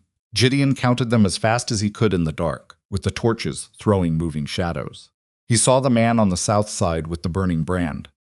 He saw the two on the porch steps who'd backed off when the door opened. He held the oilcloth above his head. This is the Bell family land deed, he said. His voice came out even, which surprised him. Recorded copy. 2 witness signatures. County Land Office stamp. He turned slightly so that the torchlight caught the package. Every man here can see that I'm holding it. Every man here is now a witness to its existence. Nobody moved. You burn this house, Gideon said. You're not covering a land fraud. You're destroying documented evidence in a murder case while a federal investigation is actively in progress. He looked at the man with the brand. You. What's your name? The man blinked. He hadn't expected to be addressed directly. Harlan, he stopped. Harlan, whatever Vane is paying you, it doesn't cover a federal murder charge. Does it? The brand wavered. Vane said sharply, Harlan. Don't think about it, Gideon said. He kept his voice level, not commanding, just direct. The way you talk to someone when you're asking them to use their head. All of you. Think about where you are right now and what comes after. This doesn't end tonight. This ends in a courtroom. The only question is which side of the witness stand you're sitting on. A silence came down over the yard that had actual weight to it. Then Reddick stepped out the door behind Gideon. He'd taken his badge off his shirt and was holding it in his hand, not displaying it, just holding it visible. He said, "I'm turning witness for the federal investigation. Anyone who wants to do the same, now's the time." Vane looked at him. The expression on his face was not anger, exactly. It was the expression of a man watching something he'd built carefully begin to come apart. And he was still trying to calculate whether it could be saved. "Reddick," he said. "Low, warning." "It's done, Silas," Reddick said. And the use of the first name was its own kind of thing, the removal of formality that had been the last layer of professional pretense between them. The man with the brand Harlan let it drop to the dirt. He didn't say anything, he just put it down. One of the men at the gate shifted. Then he turned his horse and walked it out through the gate and up the road without looking back. Then another one. Vane watched them go with something moving behind his eyes that Gideon couldn't entirely read: fury, maybe, or the specific horror of someone who has spent years building an empire and is watching it begin its first visible crack. This isn't Vane started. Then, from the road, not from the direction of town, but from the east where the Dodge Road came in, there were hoofbeats. Multiple hoofbeats, moving fast. Torchlight fell across the riders coming down the road, and Gideon could see that they were moving with the purposeful coordination of men who had a destination and were arriving at it, not wandering. The first rider through the gate had a federal badge that caught the torchlight and a face that was all business. He pulled up between Gideon on the porch and Vane on his horse, and he looked at both of them, and at the assembled men, and at the brand smoldering in the dirt, and at the broken door frame. "Amos Trent," he said. "Federal Marshal. Who wants to start explaining what I'm looking at?" Reddick stepped forward. "I do," he said. What came next was not clean or fast. Trent had 4 deputies with him, which was enough. He was a compact man in his 40s with a short beard and the particular economy of movement of someone who had spent years in situations where unnecessary motion cost something. He listened to Reddick for 4 minutes without interrupting. He looked at the oilcloth in Gideon's hand. He looked at Vane on his horse. Then he told Vane to get down. Vane said, "On what authority?" "Federal warrant, Mr. Vane. Signed 2 days ago and been sitting in my pocket waiting for this exact conversation." He held it out. "Get down." Vane got down. 2 of Trent's deputies moved to flank him. Vane stood there in his expensive clothes in the dirt yard, with torch shadows on his face, and he looked at Gideon with an expression that had shed everything: the authority, the patience, the careful flatness. What was underneath was not pretty. "You don't know what you've started," he said. Gideon looked at him. "I started it when I opened the gate," he said. "You started yours the day you rode onto the Bell property." Trent came up to the porch. He was looking at the oilcloth. "Is that what I think it is?" he said. "Bell family deed. Duplicate, recorded and witnessed." Gideon held it out. "I can tell you exactly where it came from and how it got here." Trent took it carefully. He unfolded it under the torchlight and looked at it for a long moment. "That's going to be very useful," he said quietly. From upstairs faint but clear Toby began to cry. The thin, indignant cry of a baby who has been patient through a long night and is officially done being patient. Trent looked up at the ceiling. "The children," Gideon said. "They're here. They're all right." "I'd like to speak with the girl when she's able," Trent said. "She'll want to speak with you," Gideon said. "She's been waiting to speak with someone like you for a week." He went inside. He went to the stairs. "Eliza," he called up. Pause. Then her voice, "Careful, Gideon. It's over. Come down." Another pause, longer. Then the sound of the chest being moved. Then her feet on the stairs. She came down holding Toby, who was fully in complaint mode now, face red, doing the small, furious thing that babies do when they've decided enough is enough. She stopped at the bottom of the stairs and looked at Gideon, and then at the open door and the lamplight on the porch and the figures out in the yard. "The marshal," she said. "Yes." She looked down at Toby. She adjusted him slightly in her arms. Settling him, he didn't settle, kept crying, because he didn't understand federal marshals and didn't care. "Does he have the deed?" she asked. "He has it." She let out a breath, not a dramatic breath, not a sob, just the kind of long, slow exhale that a body makes when it has been holding something for a very long time and is finally allowed to put it down. "Okay," she said. Her voice was steady. "Okay," she looked at Gideon. "Can we go out?" "Yeah," he said. "We can go out." He held the door open for her, and she walked through it with her brother in her arms. 6 years old and 30 miles of hard road in her feet and her father's deed in the hands of the man who could use it, and she walked out into the yard where Silas Vane stood in handcuffs, and Amos Trent waited on the porch with a federal warrant, and all of Vane's hired men were looking at the ground, or the sky, or anywhere except each other. Trent looked at her. She looked at him. "My name is Eliza Bell," she said. "My father was Thomas Bell. I have things to tell you." "Yes," Trent said. "I imagine you do." Trent's men took Vane into Red Hollow before midnight. They didn't take him loudly. There was no procession, no crowd. It was late and dark, and Trent preferred it that way. A man like Vane had enough money to make things complicated if people started organizing around him.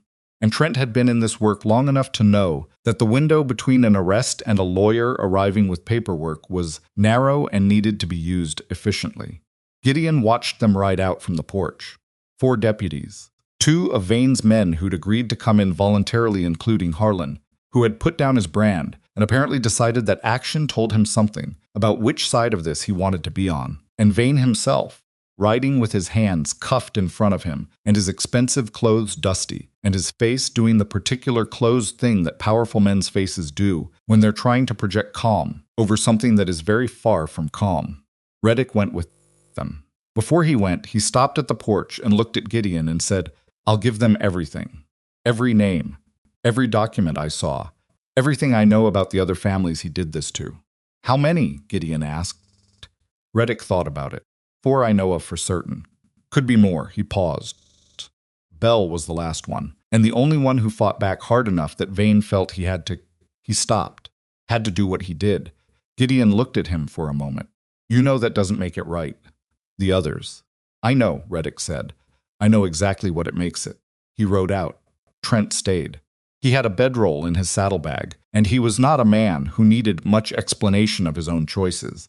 He sat up in the front room without being invited, and without asking for anything except a cup of water, which Gideon brought him. Eliza had given her statement at the kitchen table, sitting very straight, with Toby finally asleep in the cradle beside her, and Trent across from her with a notepad and a careful face. She'd told it the same way she'd told it to Gideon in pieces, in order, without embellishment. Trent asked 3 questions. She answered all 3 without hesitation. When it was done, he closed his notepad and said, "You're a very clear witness, Miss Bell." "My father said the only way to be heard is to be precise," she said. Trent looked at her for a moment. He was right. After that, she'd taken Toby upstairs without being told, because she understood that the adults needed to talk without managing her reactions to what was being said. She was 6 years old, and she understood that, and Gideon watched her go and felt something in his chest that he didn't have a clean word for. Trent and Gideon sat at the kitchen table after she was gone. "The deed is solid," Trent said. He had it laid out flat in front of him, still in the oilcloth. County stamp, witness signatures, dated and recorded. Whatever Vane filed to claim that land, this preempts it. He looked at it. "Your father was a trusted man." "He was," Gideon said. Bell chose well. Trent touched the edge of the document. "This is the piece I've been missing for 2 years. I had the pattern, the purchases, the pressure, the transfers of title that didn't quite add up, but land law gives a man with enough money, enough room to argue for a long time. This cuts through the argument." He folded it back up carefully. "With this and Reddick's testimony and the 2 men who came in voluntarily tonight, Vane doesn't walk away from this. Not from any of it." "How long does that take?" Gideon asked. "A roll case? Could be months. Depends on how hard his lawyers fight." Trent looked at him. "But the land, the Bell property, that gets addressed faster. Once the fraudulent claim is invalidated, the property reverts to the rightful heirs. Children." Gideon nodded. He'd expected that answer, more or less. "And the children themselves," he said. Trent met his eyes. There was something careful in the look, the particular care of someone about to say something that is true and necessary and not entirely comfortable. "County jurisdiction," he said.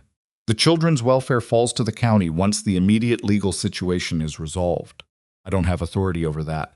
The county that just had its deputy arrested." "The county that just had its deputy arrested," Trent agreed, "which creates some complications." He paused. "There's a county welfare officer in Red Hollow. Woman named Addie Cross. I've dealt with her before on other matters. He paused. "She does the job honestly, which puts her in a difficult position sometimes, in a county where honesty and power haven't always been on the same side." Gideon looked at the table. He thought about what Eliza had said to him. Can we stay? Just one night, and everything that one night had turned into. The girl is attached to the baby, he said. They're all each other has. I understand that. If county takes them and separates them.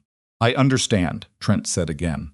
And this time there was something in his voice that wasn't official. Just a man talking to another man about a thing that they both knew was not all right. I can't make promises about county decisions. But I can tell you that Addie Cross is not the kind of person who doesn't see what's in front of her. He paused.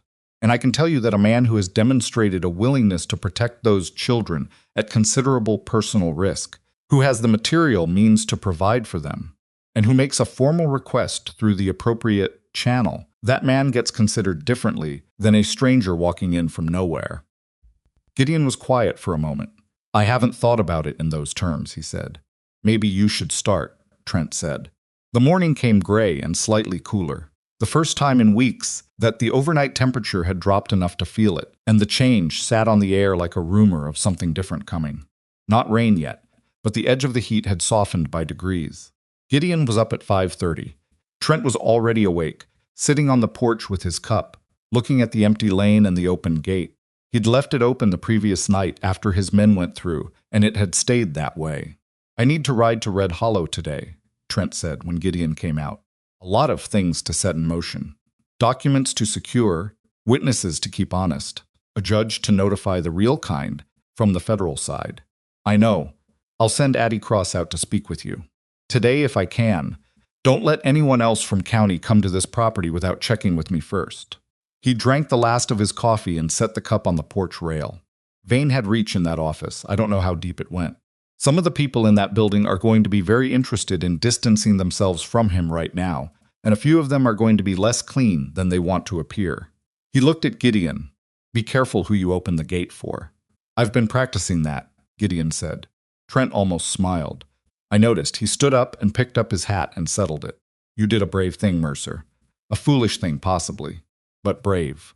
They were children, Gideon said. It came out simpler than he intended, but it was the true answer. Trent looked at him for a moment, with an expression that was not pity and not admiration, but something in between. The look of a man who has seen enough of the world to know that simple true answers are rarer than they should be. Yes, he said. They were. He rode out. Gideon watched the gate and then turned and went inside to put the coffee on. Eliza came downstairs at 6 with Toby and found Gideon making breakfast and the front room empty. He left, she said. Had work to do. He'll send someone.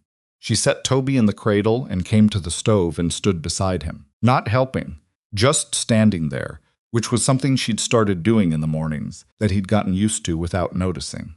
What happens now, she asked. A county welfare officer comes to talk to us. Her name is Addie Cross. Eliza was quiet for a moment. Is she the kind that decides things or the kind that reports to someone else? Kind that decides things, I think. And what does she decide? He looked at her.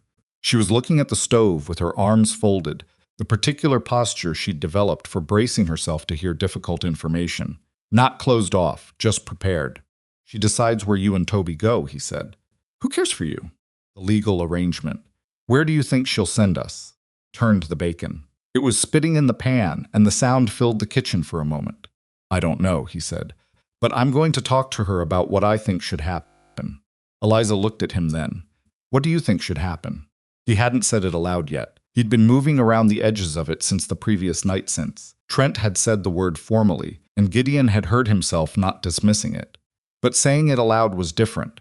Because once it was said, it became a thing that could be accepted or refused, and refusal would cost something. I think you and Toby should stay here, he said. The kitchen was quiet except for the bacon. Here, she said. On this ranch. With me, he looked at her. Formally. Legally. With proper paperwork and county approval, which is what you need so that no one can come along later and undo it. She looked at him for a long time. He couldn't read her face as well as he'd thought he could, because the expression she was wearing was not one he'd seen on her before. It was layered in a way that her usual expressions weren't. Complicated in the way of something that she'd been carrying as a private hope and wasn't sure yet whether to believe was real. You mean it, she said. It was not quite a question. I don't say things I don't mean, he said. She looked back at the stove. She unfolded her arms. Then she picked up the fork he'd left on the counter and started turning the bacon without being asked, because the bacon needed turning, and she was not a person who watched something need doing without doing it. "Okay," she said. "Just that. Okay." He looked at her sideways, and she was looking at the pan with her jaw set at the angle it got, when she was keeping herself from showing something, and he turned back to the eggs, and they finished making breakfast together in the kind of silence that is not empty. Addie Cross arrived in the early afternoon. She was a small woman in her 50s, thin without being fragile, with wire-rimmed glasses and a traveling dress that was practical and dusty from the road, and hair pinned up in the no-nonsense way of someone who doesn't have time to think about hair. She drove her own wagon, alone, which told Gideon something about her. She had a leather satchel on the seat beside her, and the expression of someone who had dealt with considerable amounts of difficulty in her professional life and had arrived at a condition of calm efficiency that was not indifference, but was as far from sentimentality as a person could get while still caring. She tied her horse at the gate, which was still open, and came up the lane and stepped onto the porch and said to Gideon, "I'm Addie Cross, County Welfare. Marshal Trent asked me to come. Gideon Mercer, come in." She came in. She looked at the house, not with judgment, just with the professional attention of someone cataloging facts. She looked at the kitchen and the front room and the repaired bar on the door and the cracked frame above it and said nothing about any of it. Eliza was in the kitchen with Toby. Addie Cross went to the kitchen doorway and looked at the two of them, and something shifted in her face, the first thing that was not efficient, a brief and genuine softening that told Gideon she was a person under the professional surface. "Hello," she said to Eliza. "I'm Addie." Eliza looked at her steadily. "You're from the county." "Yes." "Are you the one who decides what happens to us?" "I make a recommendation," Addie said. "A judge makes the final decision. But my recommendations carry weight." Eliza nodded. She was holding Toby against her shoulder with the particular posture she used when she was prepared to have a hard conversation. "Then I want to talk to you before you talk to him." She glanced at Gideon. "Alone." Gideon looked at Addie. Addie looked back at him with a slight raise of her eyebrows, asking. "I'll be in the barn," he said. He went to the barn. He was there for 40 minutes. He did things that needed doing. The cattle wanted attention. The trough still needed water. There was a latch on the barn door that had been loose for a week. He did all of it and tried not to think about what was happening in the kitchen, which he was completely unsuccessful at. When Addie Cross came to the barn door, her expression had changed. Not softer. Exactly. More settled. The look of someone who has been told something that confirmed what they'd already suspected. "She's remarkable," Addie said. "Yes," Gideon agreed. "She told me things about what happened to her parents, about her journey here, about what's happened since." She stopped, took her glasses off and cleaned them, which appeared to be a habit she used when she needed a moment. "She's articulate and she's precise, and she's clearly done a very good job of keeping herself and that infant alive under conditions that would have broken most adults." She put her glasses back on. "She also told me that she wants to stay here, specifically. With you." "That's what I want too," Gideon said. "I'd like to petition for formal guardianship. Both children." Addie looked at him. Not the professional look, the personal one, the one from the kitchen doorway. "Mr. Mercer, I need to be direct with you, please. A single man, living alone on an isolated ranch, requesting guardianship of a 6-year-old girl and a 7-week-old infant. That is not, on its face, a simple petition.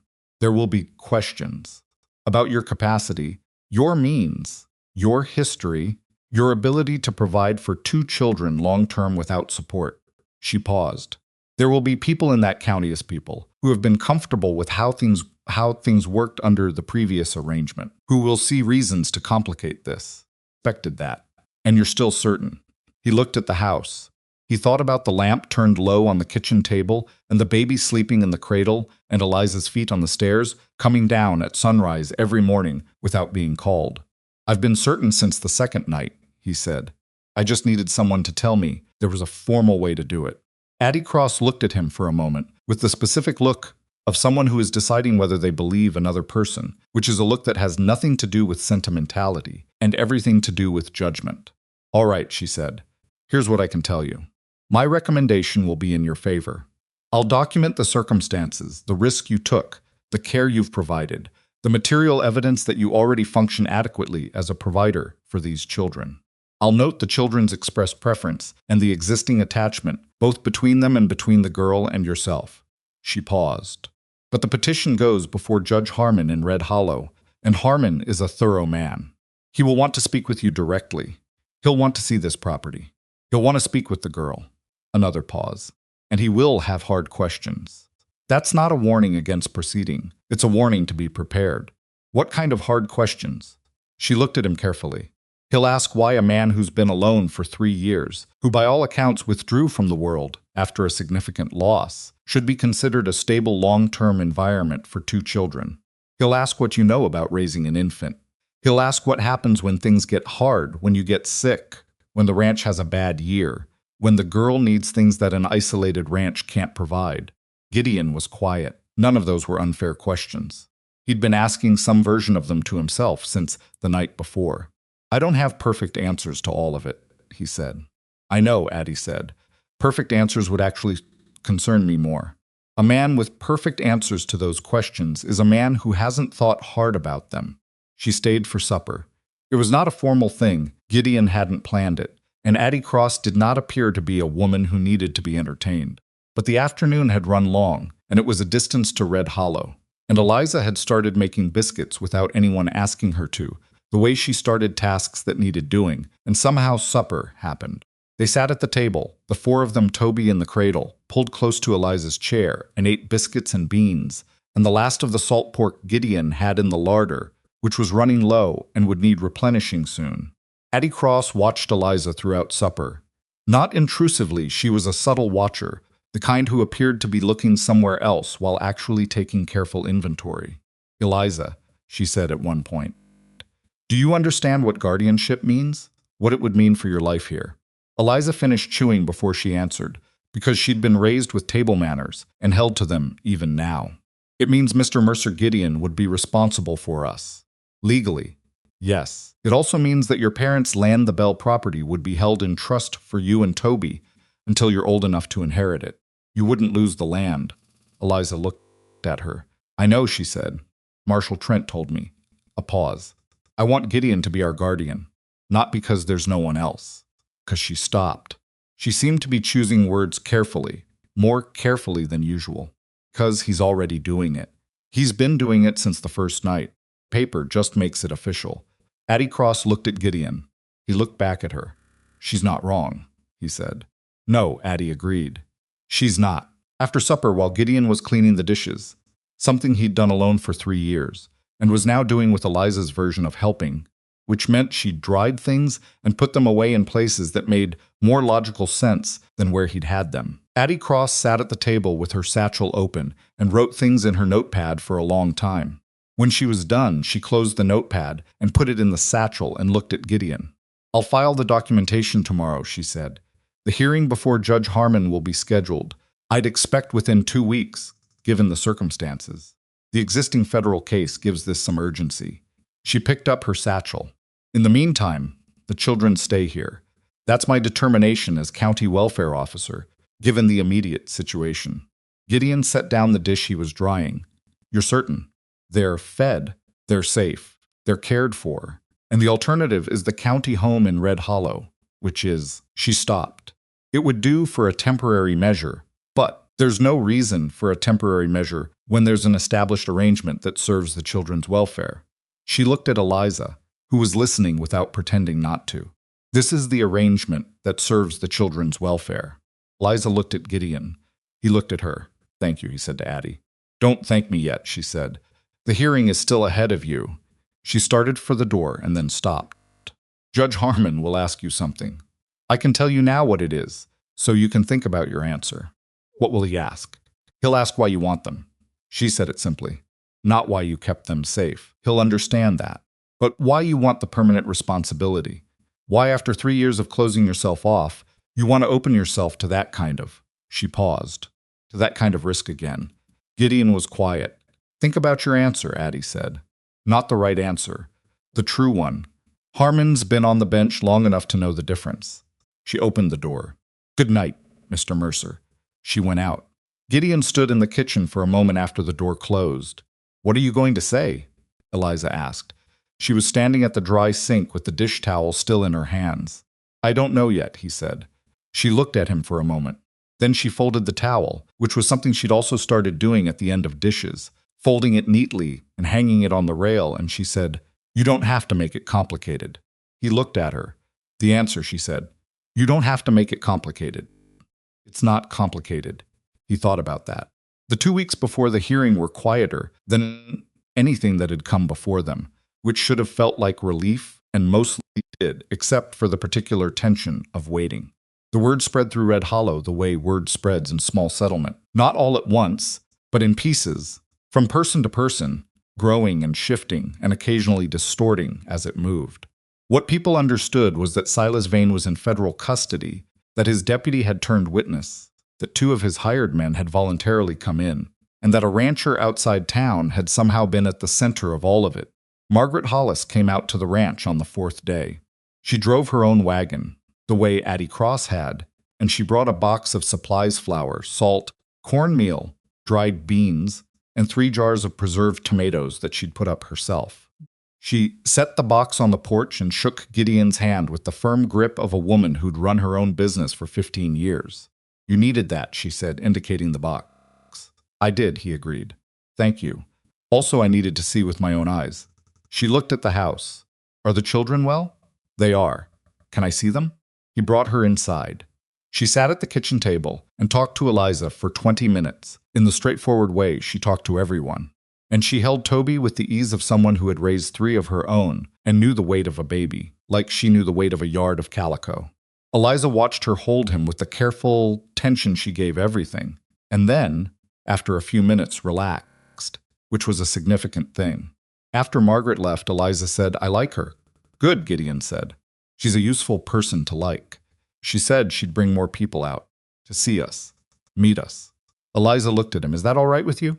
He thought about the gate, the habit of keeping it closed. Yes, he said. That's all right with me. The gate stayed open. Webb Dolan came on the 6th day. He sat on the porch and drank coffee and said almost nothing for 45 minutes, which was his version of a social visit, and then said, You're going to need help with the north fence before winter, and left. Gideon took it as the offer it was. On the 10th day, a letter arrived from Trent. It was short and factual in the way of a man who wrote letters like he wrote reports.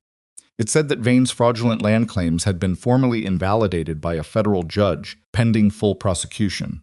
It said that the Bell property was legally secured in the children's names under federal protective order until the county guardianship was resolved. It said that Reddick was cooperating fully and that 3 other families who had lost land to Vane's operation were now part of the case. It said that 2 other members of Vane's operation, who hadn't been present the night of the arrest, had been located and taken into custody. At the bottom, in handwriting slightly less formal than the rest, it said, The girl's testimony was the clearest I've taken in 20 years of this work. Her father would be proud. Gideon read that part twice, and then folded the letter and put it in the cedar chest. Not in the back of it, where the old letters were. In the front, where things went that he intended to keep. The hearing was on a Thursday morning in late August.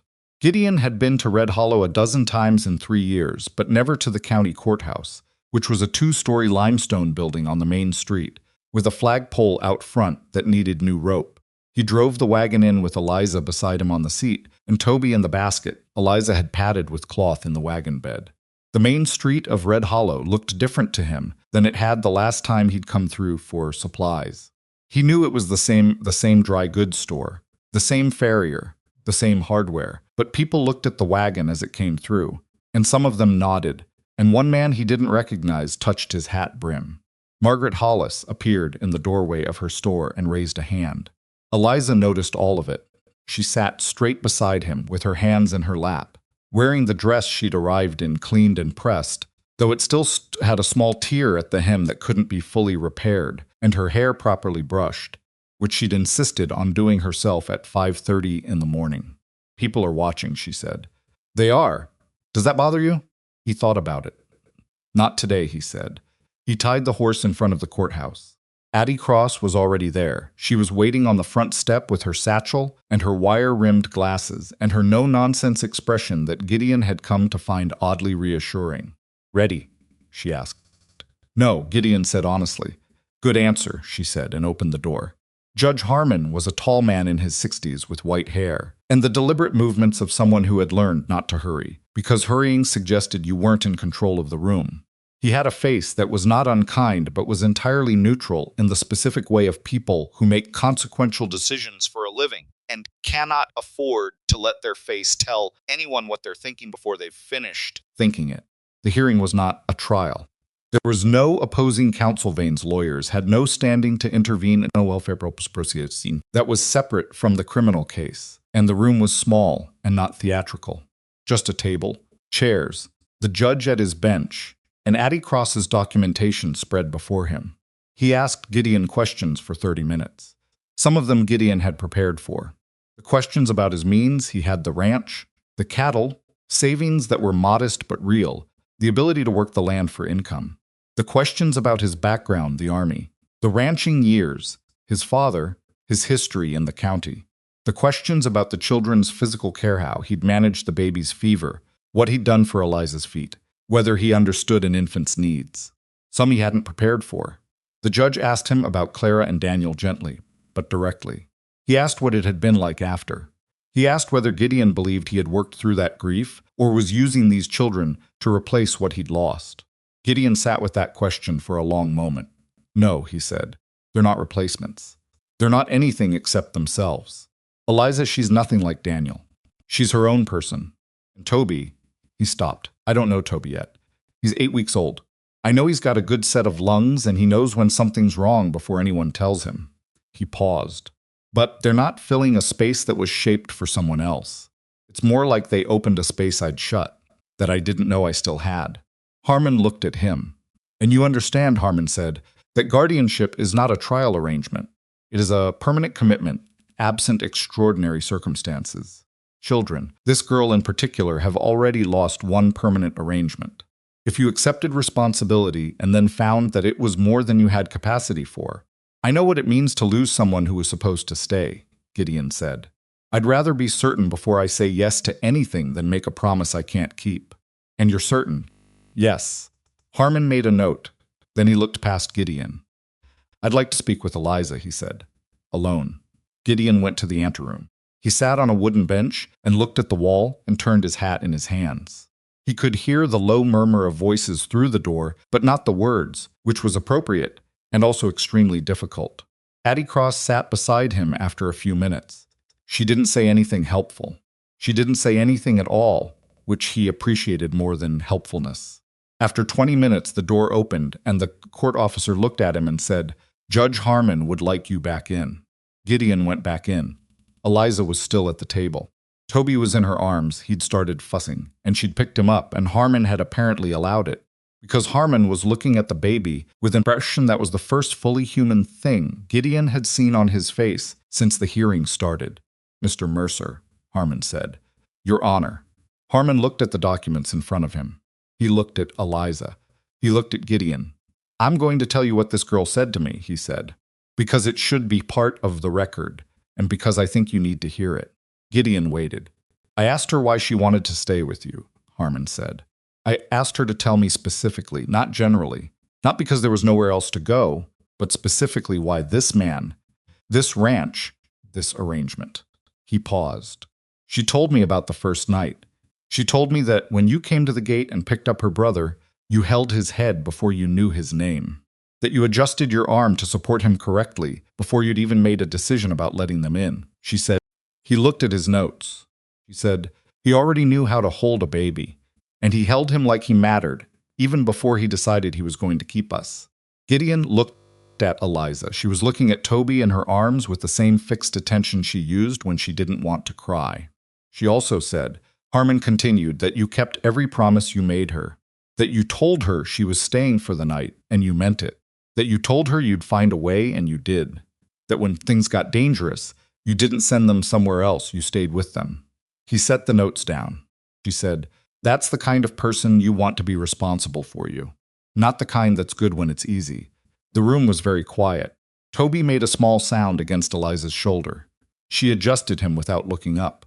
Harmon looked at Gideon for a long moment. Then he looked at Eliza. Then he picked up his pen. I'm granting guardianship. ownership, he said, of both children, together. He said the last word with a particular emphasis that was directed at no one in the room specifically, but seemed to address something that had been hanging over everything since the beginning. The Bell property will remain in federal protective trust until the children are of legal age to inherit. He paused. The county welfare office will conduct a visit there every 3 months for the first year. After that, at the welfare officer's discretion, he signed the document. Addie Cross received a copy. Gideon received a copy. Court officer stamped both. Eliza looked at Gideon. He looked at her. She was holding Toby with both arms, and her eyes were bright in a way that she was managing carefully, and she said nothing, because she was a child who understood that some things didn't need to be said to be completely real. Gideon nodded at her once. She nodded back. It was not a graceful moment. The room was functional, and the furniture was plain, and Toby was still making small noises of mild complaint, and the air smelled like old paper, and the bench was uncomfortable. None of it was what you'd call beautiful, but the thing that happened in it was real. Outside the courthouse, in the dry August street of Red Hollow, Gideon stood by the wagon and helped Eliza up onto the seat and settled Toby's basket in the wagon bed. And the whole time he was doing it, he was aware of a thing that had not been true that morning when they'd driven in. The children were his, legally, formally, finally his. Not because they replaced anyone, not because they filled a shape that had been empty, but because Eliza had dragged her brother to his gate at midnight and asked for one night, and he had not sent her away. And everything that came after that was the particular chain of things that happens when you make one decision in the right direction, and it turns out the direction keeps going. Climbed onto the seat. "Ready?" he said. Eliza settled herself and arranged her skirt and said, "The cattle need water when we get back." The trough was low this morning. "I know," he said. "And the south fence board." "I know, and Toby needs." "Eliza." She stopped. He looked at her sideways. She looked back at him with the expression that was learning to trust. "One thing at a time," he said. She considered this. "Okay," she said. He clicked to the horse, and the wagon started up the main street of Red Hollow, and Margaret Hollis waved from her doorway, and somebody else he didn't know nodded from the hardware porch, and the horse moved easy and steady on the familiar road. Vane was in federal custody, and his name would not be spoken in the county again for some time, without the particular weight that attaches to men who use power the way he had. The 4 families whose land he'd taken were in the process of having their cases heard. County clerk, the scared, not corrupt one, was cooperating with Trent's investigation and had been quietly told that cooperation had a future, while silence didn't. The county machine that Vane had built, piece by piece, was coming apart piece by piece, the way it always does when the thing holding it together is removed. Those things would take time. Some of them would not resolve cleanly or quickly. Some of them would drag on in courtrooms and depositions and legal filings for longer than any of the people involved would find comfortable. But the road home was clear, and for right now, that was enough. The wagon ride back from Red Hollow took an hour, and they did most of it in quiet. Not uncomfortable quiet, the kind that settles between people when something significant has happened and words would only make it smaller. Eliza sat beside him with the folded guardianship paper in her lap, her hands flat on top of it, not clutching it, just keeping it there. Toby slept in his basket in the wagon bed, rocked by the uneven road, indifferent to the legal fact of his future that had just been decided above his head. About halfway home, Eliza said, "My father used to say that the most important things in a person's life usually start with something small, a door opening, a decision somebody almost didn't make." Gideon looked at the road ahead. "He said that to you?" "He said it to Mama. I was listening from the other room." A pause. "I think about it differently now. I used to think it meant luck. Now I think it means the small thing was always going to happen. It just needed someone willing to do it." He didn't answer right away. He thought about the gate, the chain unhooked in the dark, the shape of a small girl on the other side of it. "Maybe both," he said. She considered that. "Maybe," she agreed. When the ranch came into view, the limestone house, the barn with the loose board on the south wall that still needed proper fixing, the well housing where the deed had sat in its oilcloth hiding place, Eliza straightened slightly on the seat. Not a dramatic straightening, just the adjustment of a person arriving somewhere they belong. "It needs a garden," she said. He looked at the bare ground beside the porch. He'd never bothered with a garden after Clara died. Practical things got done. The cattle, the fence, the well. But the garden had gone to dry ground and stayed that way. Where? He said. She pointed. The east side of the porch, where the morning light came first. There. It gets sun the longest, flowers or vegetables. She thought about it seriously, the way she thought about everything. Both, she said. Vegetables first because we need them. Flowers because she paused. Because a place needs something growing in it that's just for being there. Not for use. Just for being there. He pulled the wagon up to the barn and set the brake. We'll plant in spring, he said. She climbed down before he could help her, which was her habit. She never waited for help with things she could do herself. She went straight to the back of the wagon and checked on Toby, who was awake now and working his face toward complaint. I know, she told him. I know, we're home. Gideon unhitched the horse and led him into the barn and stood there for a minute in the dim, familiar smell of hay and old wood and animals. He thought about what home meant, how the word had gone hollow for him after Clara and Daniel, how he'd kept using it out of habit while it meant less and less. Just the name of a place. Just 4 walls and a gate. He thought about what it meant now. It was not a comfortable thought, exactly. It had edges to it. He was 42 years old and he was going to raise 2 children, one of whom was barely 2 months old and one of whom was 6 going on 40. And he was going to do it on a ranch that needed work, and in a county that was still sorting itself out from the collapse of the only power structure it had known for years. There would be hard seasons, there would be things he didn't know how to do, and would have to figure out badly before he figured them out well. There would be days when the weight of it would be more than he'd expected. He knew all of that. He also knew that he'd walked out onto a porch 3 weeks ago, with no particular reason to be there, and a girl had appeared at his gate, dragging her brother behind her in the dark, and something in him that had been very quiet for a very long time had looked up. That was the thing about shutting yourself off from the world. You told yourself you were protecting what was left of you, and maybe you were, but you were also stopping anything new from reaching it, and new things, even hard ones, even frightening ones, where how a person kept being a person instead of just a habit that happened to be alive. He went back outside. Eliza was on the porch steps with Toby in her arms, doing the gentle rocking motion that settled him. She looked up when Gideon came across the yard. I'm going to need help, she said. It came out matter of fact, not like an admission. With Toby. When he gets bigger. I don't know everything about. I know a lot, but I don't know everything. Neither do I, Gideon said. I know. She looked at the baby. But between us, we probably know enough to manage. He stopped at the bottom of the steps and looked at her. The afternoon light was going gold the way it did in late August, and the heat had eased slightly from its worst. And somewhere on the property, one of the cattle made a long, undramatic sound that meant nothing except that it was there. Are we going home? She asked. He looked at the house, the door standing open, the cracked frame above it that still needed repairing. The window upstairs, where she'd called out her name into the dark and changed the direction of everything. Inside, there was work to do.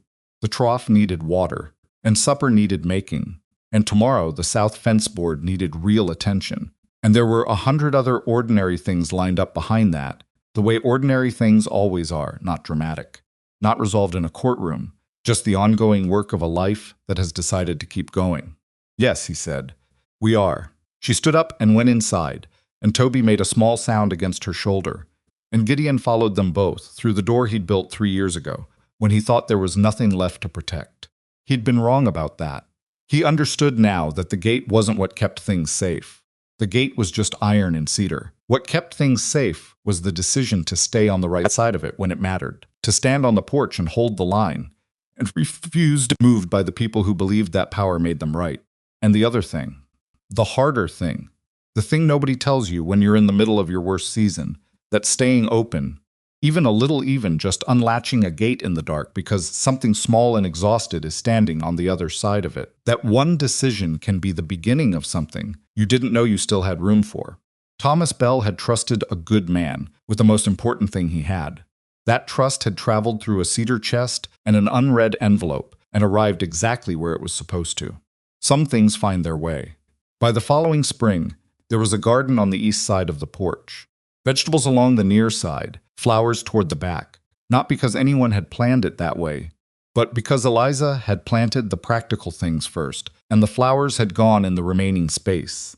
which turned out to be the right arrangement. Toby, nearly 8 months old by then, sat in a basket in the dirt and watched the planting with the profound attention of someone encountering the concept of dirt for the first time and finding it highly significant. Gideon fixed the south fence board. He fixed the doorframe. He replaced the rope on the well housing and repointed the stone where the deed had sat.